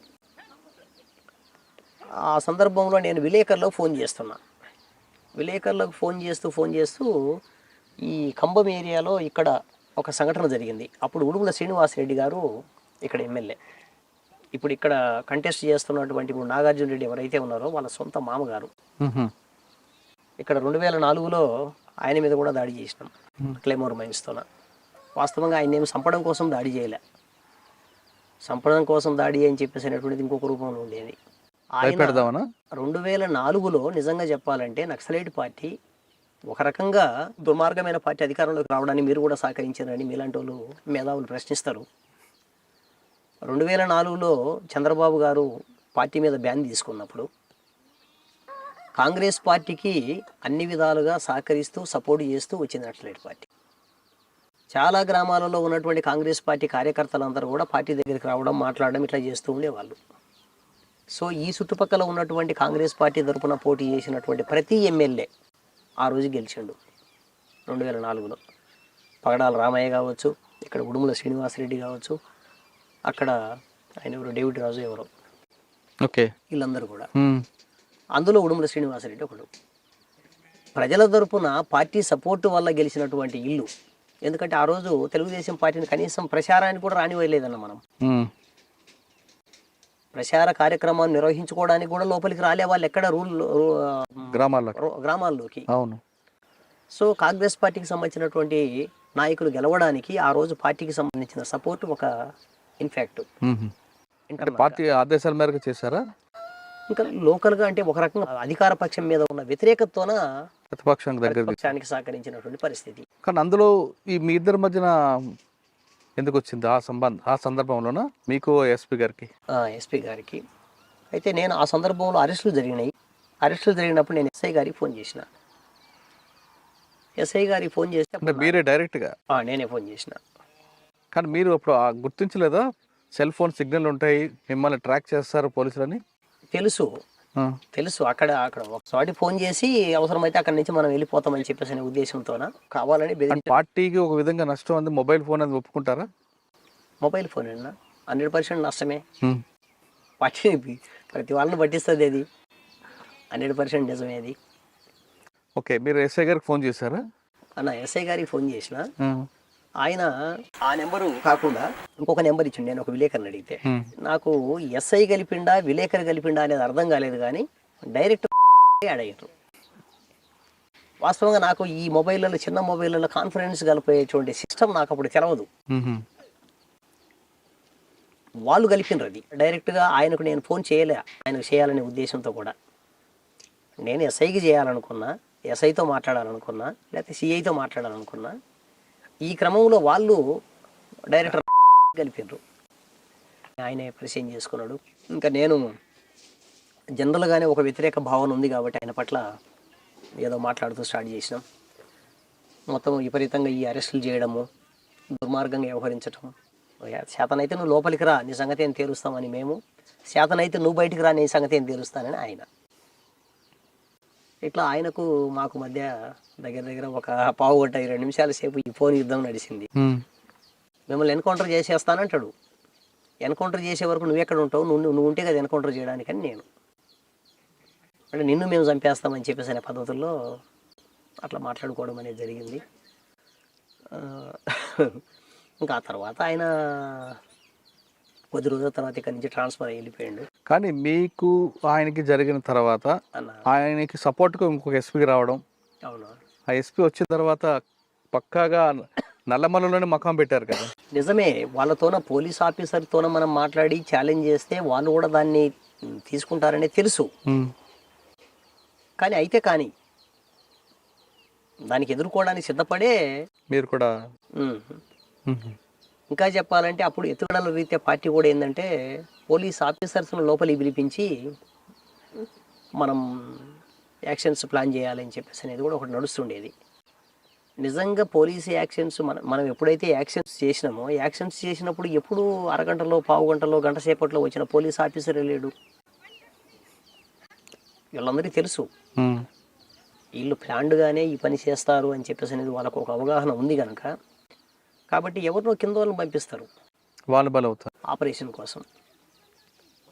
ఈ పొట్టకోటి కోసం మేము ఉద్యోగం చేస్తున్నాము అని చెప్పేసి అని చెప్పుకునేటువంటి పోలీసు వాళ్ళు బలి అవుతారు. దాంట్లో ఆఫీసర్స్ ఇక్కడ ఏమి ఉండరు, ఆపరేషన్లో ఎక్కడో ఉంటారు. 4 టీములు ఉంటే ఆ 4 టీములలో హెడ్ టీంలో ఉంటాడు, లేకపోతే చివరి టీంలో ఉంటాడు, ఫ్రంట్లో ఉండేది ఎవడో ఉంటాడు. సరే, ఇంకా అట్లా నడిచిన తర్వాత ఆయనకు సపోర్టుగా కొద్ది రోజుల తర్వాత మళ్ళీ ఇంకొక ఆఫీసర్ కూడా వచ్చినాడు అనే విషయం కూడా తెలుసు. అట్లా ఇంకా మొత్తం నల్లమలలు సెంటర్ చేసుకొని అడ్డబెట్టి మొత్తం చాలామంది సానుభూతి పనులను అరెస్ట్ చేయడము, ఇట్లా కార్యక్రమాలు చేస్తూ అట్లా కొనసాగిస్తూ వచ్చారు. గారు కాకుండా మీకు బాగా టఫ్ ఇచ్చిన ఆఫీసర్ ఎవరంటే? దాడి జరిగింది అప్పట్లో ప్రకాశం జిల్లాకు సంబంధించిన సంఘటనలో. ఎవరు దాడిలో పాల్గొంది? ఎవరు? ముఖ్యమైన సంఘటన నల్లమలలో ఒక పెద్ద ఇన్సిడెంట్ చేసి ఆయన్ని అటెన్షన్ డైవర్షన్ చేయడానికి చేశారు, అది వాస్తవం? లేదన్న, అట్లేం లేదు. మనం అప్పుడు ఒకటి బెటాలియన్ మీద ఒక యాక్షన్ చేయాలని ప్లాన్ చేసుకున్నాము. ఒకవేళ అది కాదు అనుకుంటే ఆల్టర్నేటివ్గా ఎస్పీ గారిది, ప్రధానం ఎస్పీ గారిది. అది కాకపోతే సెకండరీగా అది. అంటే మొత్తం విపరీతంగా నల్లమల మీద ఆపరేషన్ జరుగుతుంది కాబట్టి శత్రువు దృష్టి మళ్లించాలి అంటే పల్లెటూర్లలోకి వచ్చి పూర్తిగా జంగిల్లో కుంబింగ్ స్టార్ట్ చేసిండు ఫారెస్ట్ లోపల. ఈ ఫారెస్ట్ వైపు ఉన్నటువంటి ఆపరేషన్ దృష్టిని అర్బనంలో కూడా దాడులు చేస్తారు అని చెప్పేసి దాని వైపు మళ్లించడం కోసమే అందులో భాగంగానే ఆ యాక్షన్స్ ప్లాన్ చేయడం. అటాక్కి ప్లాన్ ఎవరిదండి? ఎవరెవరు పాల్గొన్నారు? మా స్టేట్ కమిటీదేనా? మీరు లేరు అందులో? మా స్టేట్ కమిటీదే ఉన్నాం. కానీ అందులో ఒక అమాయకుడు చనిపోయాడు కదా, బాధ అనిపించలేదు మీకు? ఒకరు కదన్నా, ఇద్దరు చనిపోయారు. ఇద్దరు. వాస్తవంగా చాలా బాధాకరమైన అంశమే. ఎందుకంటే చదువుకుంటున్న ఇద్దరు పిల్లలు, ఉమ్. వాళ్ళు ఆ సందర్భంలో అక్కడికి వచ్చేటువంటి సమయం కాదు, మధ్యాహ్నం టైం అది. మరి ఆ సమయంలో వాళ్ళు అక్కడికి ఎందుకు వచ్చినారో ఏమో తెలియదు. వాస్తవంగా ఆపరేషన్ సిస్టమ్ కూడా జనరల్గా మాకున్నటువంటి కొద్దిపాటి పరిజ్ఞానంతోన వాస్తవంగా అటువంటి ప్రాంతాన్ని ఎంచుకోవడం అనేది జరిగింది. వాస్తవంగా ఆ ప్రాంతం కాకుండా ఉంటే బాగుండేది. తర్వాత మీరు ఆ సమీక్షలో తప్పు ఒప్పుకుంటారా? క్షమాపణ చెప్పారా? క్షమాపణ చెప్పినాం, బహిరంగ స్టేట్మెంట్ ఇచ్చినాం. మా వైపు నుంచి జరిగినటువంటి తప్పిదాన్ని క్షమించాలని చెప్పిన 10 సార్లు మనం అడిగినాం. మా నుంచి జరిగిన, పార్టీ నుంచి జరిగినటువంటి తప్పిదాన్ని మన్నించాలని ఓపెన్ స్టేట్మెంట్ కూడా ఇచ్చినాం ఆ కుటుంబానికి. నల్లమల తర్వాత ఎటువైపు వెళ్ళారు మీరు? అన్నాక నల్లమల అనేటువంటిది 2006 చివరి భాగానికి దాదాపు ఖాళీ అయింది. ఈ చివరి దశలో ఒక ప్రయత్నం చేద్దామని చెప్పేసి రాష్ట్ర కమిటీ స్థాయిలో చర్చలు జరిగి, నేను, అదే మన కోనపూరి ఐలయ్య, సాంబశివుడు, తర్వాత ఇక్కడ మన మహబూబ్ నగర్ నుంచి ఒక కామ్రేడు, అట్లా ఒక ముగ్గురుతోన ఏది మన జోనల్ కమిటీని ఒకదాన్ని ఏర్పాటు చేసినాం.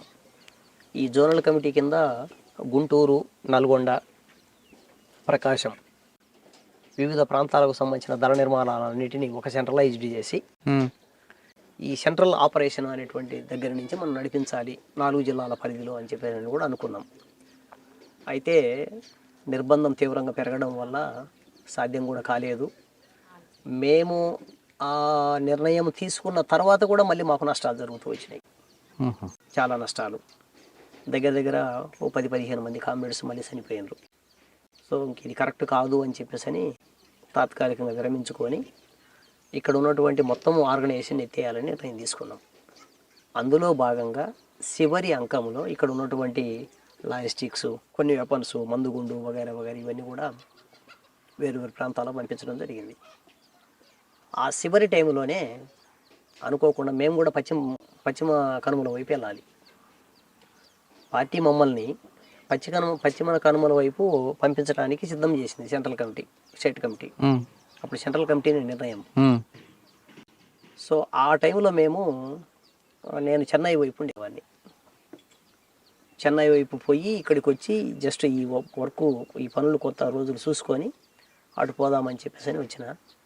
ఈలోపు సాంబశివుడికి సంబంధించిన సంఘటన లింకులో ఆ సరుకులు సామాగ్రి అంతా కూడా బయటికి పంపే క్రమంలోనే సింగా ప్రసాద్ అని మా ఆర్గనైజేషన్లో భాగంగా నా మిత్రుడు ఒక ఆయన, ఇంకా మిగిలిన కొంతమంది కామ్రేడ్స్ అరెస్ట్ అయ్యారు. ఇంకా అరెస్ట్ అయిన తర్వాత అది కూడా ప్లాన్ అంతా రద్దు అయిపోయింది.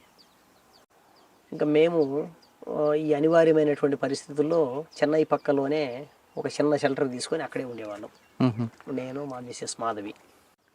ఈ క్రమంలో నేదురుమల్లి జనార్దన్ రెడ్డి గారి మీద అటాక్ ఎవరు చేస్తుంటారు? నా పార్టీ నిర్మాణంలో భాగంగానే ఏరియా టీం. అది కూడా ఫెయిల్ అయింది కదా? ఫెయిల్ అయింది. ఎందువల్ల? టెక్నికల్ ఇష్యూ అది కూడా. అది టెక్నికల్ సమస్య అనేది రివ్యూలో నేను లేను. మన టీమే కానీ డైరెక్ట్ స్టేట్ కమిటీ నుంచి ఒక టీమును సపరేట్ చేసి పంపించారు. ఓకే అన్న, పార్టీ ఆయుధాలు బయట నుంచి వచ్చేవి, కానీ రాకెట్ లాంచర్ అనేది నల్లమల నుంచి స్టార్ట్ చేశారు. రాకెట్ లాంచర్ డైరెక్ట్గా పట్టుకొస్తే పోలీసులు పట్టుకుంటారని దాన్ని పార్టీగా విడదీసి ఇదే ప్రాంతంలో చెన్నైలో తయారు చేసి ఈ ప్రాంతం నుంచి తీసుకెళ్లేవారు. ఒక్కసారి అది ఎలా లోపలికి వచ్చేది, ఏ విధంగా దాన్ని అసెంబ్లింగ్ చేసేవారు? మనకు కొరియర్ ద్వారా వచ్చాయి. ఈ కొరియర్ ద్వారా వచ్చినటువంటి వాటిని మనం ఇక్కడ సమకూర్చుకునే వాళ్ళం. ఇక్కడ గిద్దలూరు కానీ ఖమ్మం కానీ మనకు కొరియర్ ద్వారా వచ్చాయి. అప్పుడు కొరియర్ ద్వారా రావడం అనేటువంటిది నార్మల్గా ఈ ఆటోమొబైల్స్కు సంబంధించిన సామాన్లు కూడా వేరు వేరు ప్రాంతాల నుంచి వస్తూ ఉంటాయి. క్రాంతి ట్రాన్స్పోర్ట్స్. కాబట్టి ప్రత్యేకమైనటువంటి నిఘా, దాని మీద ప్రత్యేకమైనటువంటి చెకింగ్ అటువంటివి ఉండేవి కాదు. మన వాళ్ళు అక్కడ తయారు చేసి వాటిని చిన్న చిన్న ముక్కలు చేసి పార్ట్స్గా పంపించేవాళ్ళు ఇక్కడికి. మనం ఇక్కడ రిసీవ్ చేసుకొని మన వెహికల్స్ ద్వారా మనం బయటకు తీసుకొని రూరల్. అంటే నల్లమల లోపలికి ఎలాగొచ్చేవి? ఎక్కువ ఏ దారి ఎంచుకునేవారు? అలా నల్లమల అంటే మన గిద్దలూరు నుంచి దిగోమెట రూటు ఒకటి ఉంది. దిగోమెట నుంచి డైరెక్ట్ గుల్ల బ్రహ్మేశ్వర మఠం అని చెప్పేసి లోపల ఉంటుంది, జీపీఎం అంటారు. ఇంకా అదంతా కూడా కంప్లీట్గా ఫారెస్ట్, ఓకే, పెద్ద ఫారెస్ట్ లోపల. అంటే ఇక్కడ నుంచి ఒక 40 కిలోమీటర్ల లోపటి భాగం. మొత్తం ఇదంతా కలిపితే 80 కిలోమీటర్లు అన్న. నల్లమలకు సంబంధించిన వెడల్పు 80 కిలోమీటర్ల విస్తీర్ణం. ఇంకా చెప్పాలంటే 90-95 వరకు వేసుకోవచ్చు. కర్నూలు మహబూబ్ నగర్ వరకు. మహబూబ్ నగర్ నట్టు పక్కన పెడితే మీరు మహబూబ్ నగర్ లెక్కేసినా, కర్నూలు టు ప్రకాశం లెక్కేసినా, ఇట్లా దీని మధ్యన ఉన్నటువంటి విస్తీర్ణం 90 కిలోమీటర్లు. 90 కిలోమీటర్లు. ఈ 90 కిలోమీటర్లలో 45 కిలోమీటర్లు కర్నూలు, 45 కిలోమీటర్లు ప్రకాశం. ఓకే. ఈ 40 కిలోమీటర్లు లోపలి భాగం ఏదైతే ఉందో అది జీబీఎం, గుల్ల బ్రహ్మేశ్వర మఠం. దగ్గర దగ్గర 36 కిలోమీటర్ల పైసలకు వస్తుంది దిగుమెట దగ్గర నుంచి లోపలికి వెళ్ళడానికి. మనం అక్కడ ఒక రకంగా చెప్పాలంటే ఫారెస్ట్ డిపార్ట్మెంట్లో మన మిత్రులు ఉండేవాళ్ళు ఆ రోజుల్లో. ఎందుకంటే వాళ్ళంతా కూడా ఫారెస్ట్లోనే పనిచేసేవాళ్ళు. తర్వాత బ్యాంబు కటింగ్ నడుస్తూ ఉండేది. బ్యాంబు కటింగ్ నడుస్తున్నప్పుడు కాంట్రాక్టర్లు అంతా కూడా వెహికల్స్ పంపిస్తూ ఉండేటోళ్ళు లోపలికి. కాబట్టి మనకు డిపార్ట్మెంట్ నుంచి సహకారం ఉండేది, అట్లాగే కాంట్రాక్టర్ల నుంచి మనకు సహకారం ఉండేది. ఇంకా చెప్పాలంటే కొన్ని సందర్భాలలో మనమే సొంత వెహికల్ పెట్టుకొని కూడా చాలా రోజుల పాటు మెయింటెనెన్స్ చేసుకుంటాం. ఈ క్రమంలో ఎప్పుడు పోలీసులు ఎదురుపడలేదా? పోలీసులు ఎదురుపడతారు. ఏం చెప్పేవారు వాళ్ళకి? ఎదురైతాయి. ఏం చెప్పేవారు? మెయింటెనెన్స్ చేసుకుంటూ వస్తారు. ఆపరేషన్ టీమ్స్ ఇవన్నీ ఆపరు. వాడు కుమ్మింగ్ కోసం వచ్చినటువంటి ఆపరేషన్ టీం ఏదైతే ఉందో వాళ్ళు ఈ వెహికల్ బ్యాంబ్ కటింగ్ కోసం వచ్చినటువంటి వెహికల్ను పెద్ద పట్టించుకోరు. అట్లా మనకు అవసరమైనటువంటి ఫుడ్ మెటీరియల్ కావచ్చు, రకరకాల లాజిస్టిక్స్ కావచ్చు, తర్వాత మనకు బయట నుంచి వచ్చినటువంటి పరికరాలు కావచ్చు, ఇవన్నీ కూడా అట్లే వచ్చాయి మనకు. ఎక్కువ భాగం ప్రకాశం జిల్లా వైపు నుంచి వచ్చేది. అంటే నలుమూలల నుంచి మనకు ఏ పక్కన సాధ్యమైతే ఆ పక్క నుంచి. అంటే నల్లమలకి రావాలంటే కర్నూలు, మహబూబ్ నగర్, ప్రకాశం. అదే పోలీసుకు సంబంధించినటువంటి దృష్టి ఏ పక్కన తక్కువ ఉంటే ఆ పక్క నుంచి మనం స్టార్ట్ చేసుకునేవాళ్ళం. ఎక్కువ దృష్టి ఎటువైపు ఉండేది అంటే మనకు మేజర్ పార్ట్ మనకు రైలు సౌకర్యం ఉండేది ఇక్కడ ఖమ్మం టు ఇట్లా ఇట్లా వెళ్తూ ఉండేది. సో మనకు సంబంధించినటువంటి వాళ్ళందరినీ కూడా మేజర్ పార్ట్ మనం అప్పట్లో ట్రైన్ ప్రయాణంలో భాగంగా ఇక్కడ బొగదని ఒకటి స్టేషన్ ఉండేది. బొగదు అడవిలోనే ఉండేది. చలమ అని ఇంకోటి ఉంది. ఆ చలమ కానీ, గాజులపల్లి కానీ, బొగద కానీ, దిగోమెట కానీ, ఈ 4 స్టేషన్స్ అడవిలోనే ఉంటాయి. మనం ఏదో ఒక టైం జస్ట్ 10 నిమిషాలే కదా, జస్ట్ అట్లా ట్రైన్ ఆగుతుంది, మనకు ముందే పలాని చోట ఉన్నారు అని చెప్పేసి అనేది ఇన్ఫర్మేషన్ ఉంటుంది. కాబట్టి మన వాళ్ళు పోయి తీసుకొని బయటకు వచ్చేస్తారు. జస్ట్ 4 అడుగులు పక్కకు పోతే ఫారెస్ట్. కరెక్ట్. కానీ అన్ని ట్రైన్లు ఆగవు కదా, ఒక పాసింజరే ఆగుతుంది కదా? లేదు, ఇక్కడ ఎక్స్ప్రెస్లు కూడా ఆగుతాయి. ఎందుకంటే వాటర్ సర్వీస్ చేసుకోవాలి. ప్రతి ముఖ్యమైనటువంటి ఎక్స్ప్రెస్లు కూడా ఇప్పుడు కూడా, మరి ఇప్పుడు ఎట్లుందో తెలియదు కానీ నాకు, ఎందుకంటే కరెంట్ ఆపరేషన్ కాదు ఇప్పుడు, అప్పుడు బొగ్గు బండ్లు మొత్తం ఆగాయి. ఆ రైల్వే స్టేషన్ మీద పోలీస్ ఫోకస్ ఉండేది కదా? ఉండేదే, కానీ నిరంతరం దృష్టి అనేది వాళ్ళకు కష్టమే కదా, అట్లా మనకు కలిసి వచ్చేది. అన్న దాదాపు 24 సంవత్సరాలు పార్టీకి సేవ చేశారు అన్న. మీరు అసలు పోలీసులకు చిక్కడో అనేది ప్రచారం, అంత ఈజీగా ఎలా దొరికిపోయారు మీరు? ఈజీగా ఏం దొరకలేదన్న, చాలా కష్టపడ్డారు పోలీసు వాళ్ళు. ఎలా? వాస్తవంగా ఈజీగా ఏం దొరకలేదు. వాళ్ళ ఆపరేషన్ చాలా రోజుల నుంచి నడుస్తుంది. దగ్గర దగ్గర నాకు తెలిసి ఒక 5-6 నెలల కాలం నుంచి ఆపరేషన్ స్టార్ట్ చేసినారు వాళ్ళు. ముఖ్యంగా మాజీలను ఉపయోగించుకొని సరెండర్డ్ మావోయిస్టులను, అందులో భాగంగా హోంగార్డు చేస్తున్నటువంటి మావోయిస్టులను, అట్లా వాళ్ళని ఉపయోగించుకొని మన ఆనుపాన్ల మీద, మీరు చెప్పినట్టుగా మొబైల్ మీద, రకరకాల వాటి మీద వాళ్ళు కన్నేసి ఉంచిండ్రు. అందులో భాగంగా నేను, మా మిస్సెస్ మాధవి ఇద్దరం అక్కడ చెన్నై పక్కన ఓ చోట ఇల్లు తీసుకొని అక్కడే ఉంటుంది. దగ్గర దగ్గర ఒక 2 months నుంచి అక్కడే ఉన్నాం, 2 or 3 months నుంచి. ఇంకా అడప మనం అటు ఇటు మన వాళ్ళకు అవసరం కోసం కొద్ది ఫోన్లు నడుస్తూ ఉండేవి. ఈ క్రమంలో వాళ్ళు చాలా పకడ్బందీగానే దాన్ని ప్లాన్ చేసుకున్నారు. జస్ట్ ఇంకా 2 days 3 daysలో మేము అక్కడి నుంచి ఖాళీ చేయాలి, లేదనుకుంటే 1 week మహా అంటే. ఈ 1 week లోపల మనకు పార్టీ నుంచి కబురు వస్తుంది, మేము వెళ్ళిపోవాలి అక్కడి నుంచి. కరెక్ట్గా ఈ అనుకున్న టైంలోనే కొద్ది ఆరోగ్యం బాగాలేకపోతే చెన్నై వెళ్ళి చూయించుకొని వద్దామని బయలుదేరినాం. జస్ట్ బస్ స్టాండ్ దగ్గరికి వెళ్ళి బస్సు ఎక్కినాం. అప్పటికే వాళ్ళు బహుశా ఇంటి మీద, బస్ స్టాండ్ మీద, వీటన్నిటి మీద వాళ్ళకంటూ ఒక ప్లాను, స్పష్టత ఉన్నది. అంటే మా గురించి పూర్తిగా సమాచారం ఉంది. ఈ సమాచారాన్ని ఆధారం చేసుకొని పోలీసులంతా కూడా లుంగీల మీద బస్సులోంచి దిగి ఇంకొక వెహికల్లో ఉన్నట్టుంది వాళ్ళు బస్సు ఎక్కిండ్రు. మన వాళ్ళు కూర్చోడానికి నాకు ముందు సీట్లు బాగా రష్ ఉండే జనాలు. సో ఎక్కగానే ముందు సీటు ఖాళీ ఉంటే ఆ ఊర్లో ఉన్న అక్క, మా మాధవి అక్కడ కూర్చున్నారు ఫ్రంట్ సీట్లో. నేను వెనకాలకు వచ్చి ఇట్లా పట్టుకున్నా. మరి వాళ్ళు వచ్చినటువంటి వాళ్ళు కేవలం నన్ను మాత్రమే గుర్తుపట్టగలిగేటోళ్ళు మాత్రమే వచ్చినట్టుంది చూస్తుంటే. మొత్తంగా వాళ్ళ దృష్టి అంతా నా మీద ఉన్నది. ఎక్కినటువంటి వాళ్ళు నా వెనకాలకి వెళ్ళిపోయినారు. కామన్గా బస్సు ప్రయాణం చేసేటప్పుడు ముందుకు చూస్తాం తప్ప వెనక్కి చూడం కదా. ముందుకు చూస్తూ ఇట్లా పట్టుకొని ఉన్నా. టవల్ వేసిండు పైనుంచి, టవల్ వేసి వెనకాల నుంచి కట్టేసిండు. ఇంకా మిగతా 3-4 బిర్రు పట్టేసిండ్రు. ఇంకా నేను పీపుల్స్ వారు వర్దిల్లాలి, మావోయిస్టు వర్దిల్లాలి ఈ నినాదాలు స్టార్ట్ చేసినాం. ఆ ఏరియాలో ఉన్నటువంటి జనానికి ఈ పీపుల్స్ వారు తెలియదు, మావోయిస్టులు తెలియదు. ఇంకా అక్కడి నుంచి మమ్మల్ని తీసుకెళ్ళి కారులో ఎక్కిచ్చేసిండు. మీరు ఒక్కరినైనా అక్క కూడా? నన్ను ఒక్కరినే. అక్కను పట్టుకోలే అప్పుడు. మరి మీరు స్లోగన్స్ ఇస్తున్నప్పుడు అక్క ఏం రియాక్ట్ అవ్వలేదా? ఏం రియాక్ట్ అవ్వలే. ఆమె కామ్గా దిగేసింది. జస్ట్ కొద్దిగా ముందుకు పోయి వాళ్ళిద్దరు దిగేసి నిదానంగా ఇంటికి వెళ్ళి ఈ వెళ్ళే క్రమంలోనే అక్కడక్కడ కాయిన్ బాక్సులు ఉంటాయి కదా, వాటితో బయట ఉండేటువంటి ప్రజా సంఘాల వాళ్ళకు, మన వాళ్ళకు, మిగతా వాళ్ళందరికీ తన ఇన్ఫర్మేషన్ ఇచ్చింది. అట్లా ఒక రకంగా ఆ సమాచారం ఏదైతే ఉందో అది మనలో బతికించింది. కార్లో ఎక్కించారా? ఎక్కి ఎక్కడ తీసుకెళ్లారు? కారులో ఎక్కించి ఇంకా ఆంధ్ర నుంచి, అదే చెన్నై నుంచి ఆంధ్ర వైపు కారు తిప్పిండ్రు.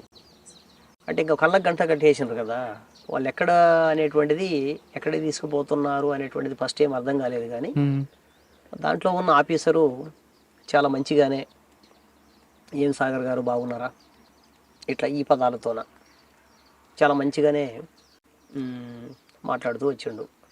ఎక్కడ ఒక తిట్టు పద్ధతి కానీ ఇంకోటి కానీ ఏదే రకమైనటువంటి వల్గర్ లాంగ్వేజ్, సాధారణంగా పోలీస్ అంటే వల్గర్ లాంగ్వేజ్ అన్నట్టు యూజ్ చేస్తూ ఉంటారు.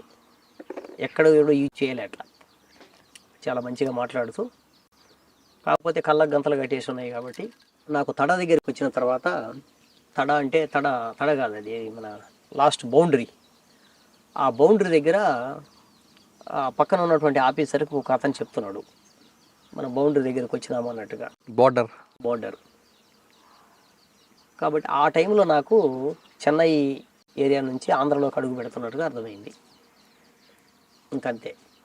ఇంకా తర్వాత ఆంధ్రాలో ఎక్కడికి వచ్చినాము, ఎక్కడ తిరిగినాము అనేది కూడా ఏం లేదు. దాదాపు దగ్గర ఒక 8-9 గంటల పాటు కంప్లీట్గా ప్రయాణమే. ఈ 8-9 గంటల కాలంలోనే మొత్తం ఇంట్రాగేషన్ కూడా. వాళ్ళకి ఏం సమాచారం కావాలనుకున్నారో ఆ సమాచారం, ప్రధానమైన సమాచారం, దాని మీదనే గుచ్చి అడగడం. ముఖ్యంగా సాంబశివుడి గురించి అడగడం, మేము దాచిపెట్టిన ఆయుధాల గురించి అడగడం, లేకపోతే మందుగుడ్డు గురించి అడగడం, ఇంకా మాకు సంబంధించిన ముఖ్యమైన కార్యకర్తలు ఇంకెవరెవరు ఉన్నారు, ఎక్కడెక్కడ ఉన్నారు, దీనికి సంబంధించినటువంటి దాని గురించి అడగడం.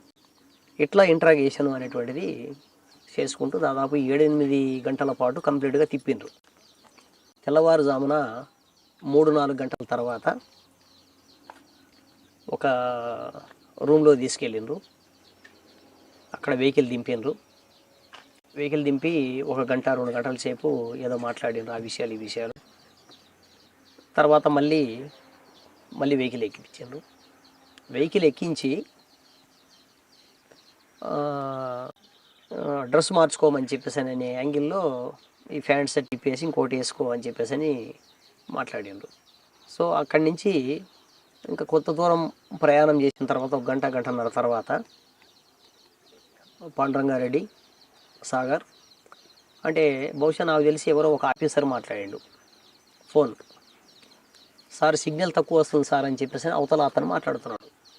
సిగ్నల్ తక్కువ వస్తుంది అంటే ఏ ఏరియా ఉండొచ్చు అని చెప్పేసి నేను ఎక్స్పెక్ట్ చేస్తూ వస్తున్నా.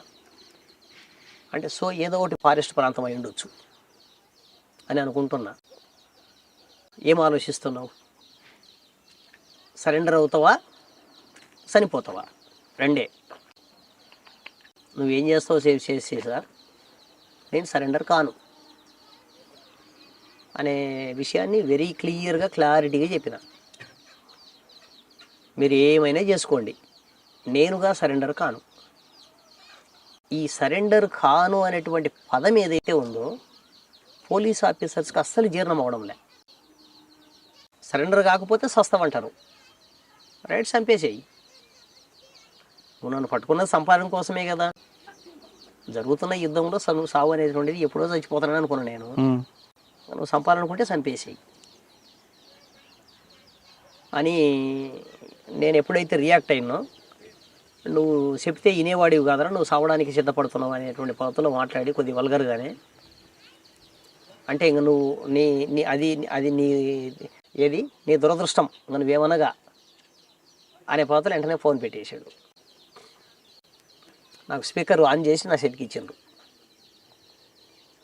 బహుశా మాట్లాడిన ఆఫీసరు ఆయన లాంగ్వేజ్ ప్రకారం కాళిదాసు అనుకుంటున్నాను నేను. ఎందుకంటే ఎస్ఐబిలో అప్పట్లో కాళిదాసే మొత్తం చక్రం తిప్పేవాడు. కొద్దిగా వల్గర్ లాంగ్వేజ్ తీరు ఇదంతా కూడా అయిందే. నేను మిగతా వాళ్ళకు సంబంధించిన ఇంటరాగేషన్స్ ఇవన్నీ కూడా చూసిన. మా వాళ్ళు గతంలో చెప్పేవాళ్ళు. మా గురువు గారు శాఖమూరి అప్పారావు గారు, ఆయనకు చాలా అనుభవం ఉంది ఈ అరెస్టులు, పోలీస్ ఆపరేషన్స్ వీటన్నిటిలో కూడా. అరెస్టునైన మా మిత్రులందరూ కూడా కాళిదాసు గురించి ప్రత్యేకంగా చెప్పేవాళ్ళు, ఏ పద్ధతుల్లో వ్యవహరిస్తాడు అని. బహుశా నేను అట్లా అనుకున్నా. జస్ట్ కొద్దిసేపటికి వాళ్ళు ఇంకొద్దిగా లోపలికి ఇంకొక అరగంట తర్వాత మళ్ళీ నాకు బాగా ఈరుని వస్తూ ఉన్నాయి, అవకాశం ఇవ్వడంలే. ఇక్కడే పోసుకో అంటారు, అవకాశం రావడంలే. సరే ఇంకట్లా బాగా బాధపడుతూ లాస్ట్కి ఇంకేముంది, ఒక 5-10 నిమిషాలు నువ్వు చనిపోతావు, నీ చివరి కోరిక ఏదో చెప్పు అను. నా చివరి కోరిక సపరేట్గా ఏం లేదు సార్. 5-10 నిమిషాల కాలం గడిచిన తర్వాత మరి వాళ్ళు ఏమనుకున్నారో ఏమో, చెడబడ అంటే ఫోన్లో అసహనంతో మాట్లాడుకుంటా ఉన్నారు వాళ్ళు. ఇంత దూరం పంపించినారు, ఇక్కడ చేసింది ఏం లేదు, పొడిచింది ఏం లేదనే పద్ధతిలో. బహుశా నాకు తెలిసి ఏంటంటే పోలీస్ ఆఫీసర్స్ అప్పటి వరకు చంపేయమని చెప్పి, ఏదో కట్టుకథ అలాంటి ఎన్కౌంటర్ కథ అని చెప్పి ఆ తర్వాత అది వద్దు అని ఉంటారు అనుకుంటున్నాను నేను. అంటే వాళ్ళ మధ్య జరిగిన సంభాషణ అదే అనుకుంటున్నాను నేను ఊహించి. ఎందుకంటే డ్రెస్సును చేంజ్ చేయించారు, నీ చివరి కోరిక ఏదో అడుగు అన్నాడు. చివరి కోరికలు నాకేమి లేవు విడిగా అన్న. ఇట్లా జరిగిన తర్వాత ఇంకా తర్వాత వాళ్ళు మాట్లాడుకున్నారు.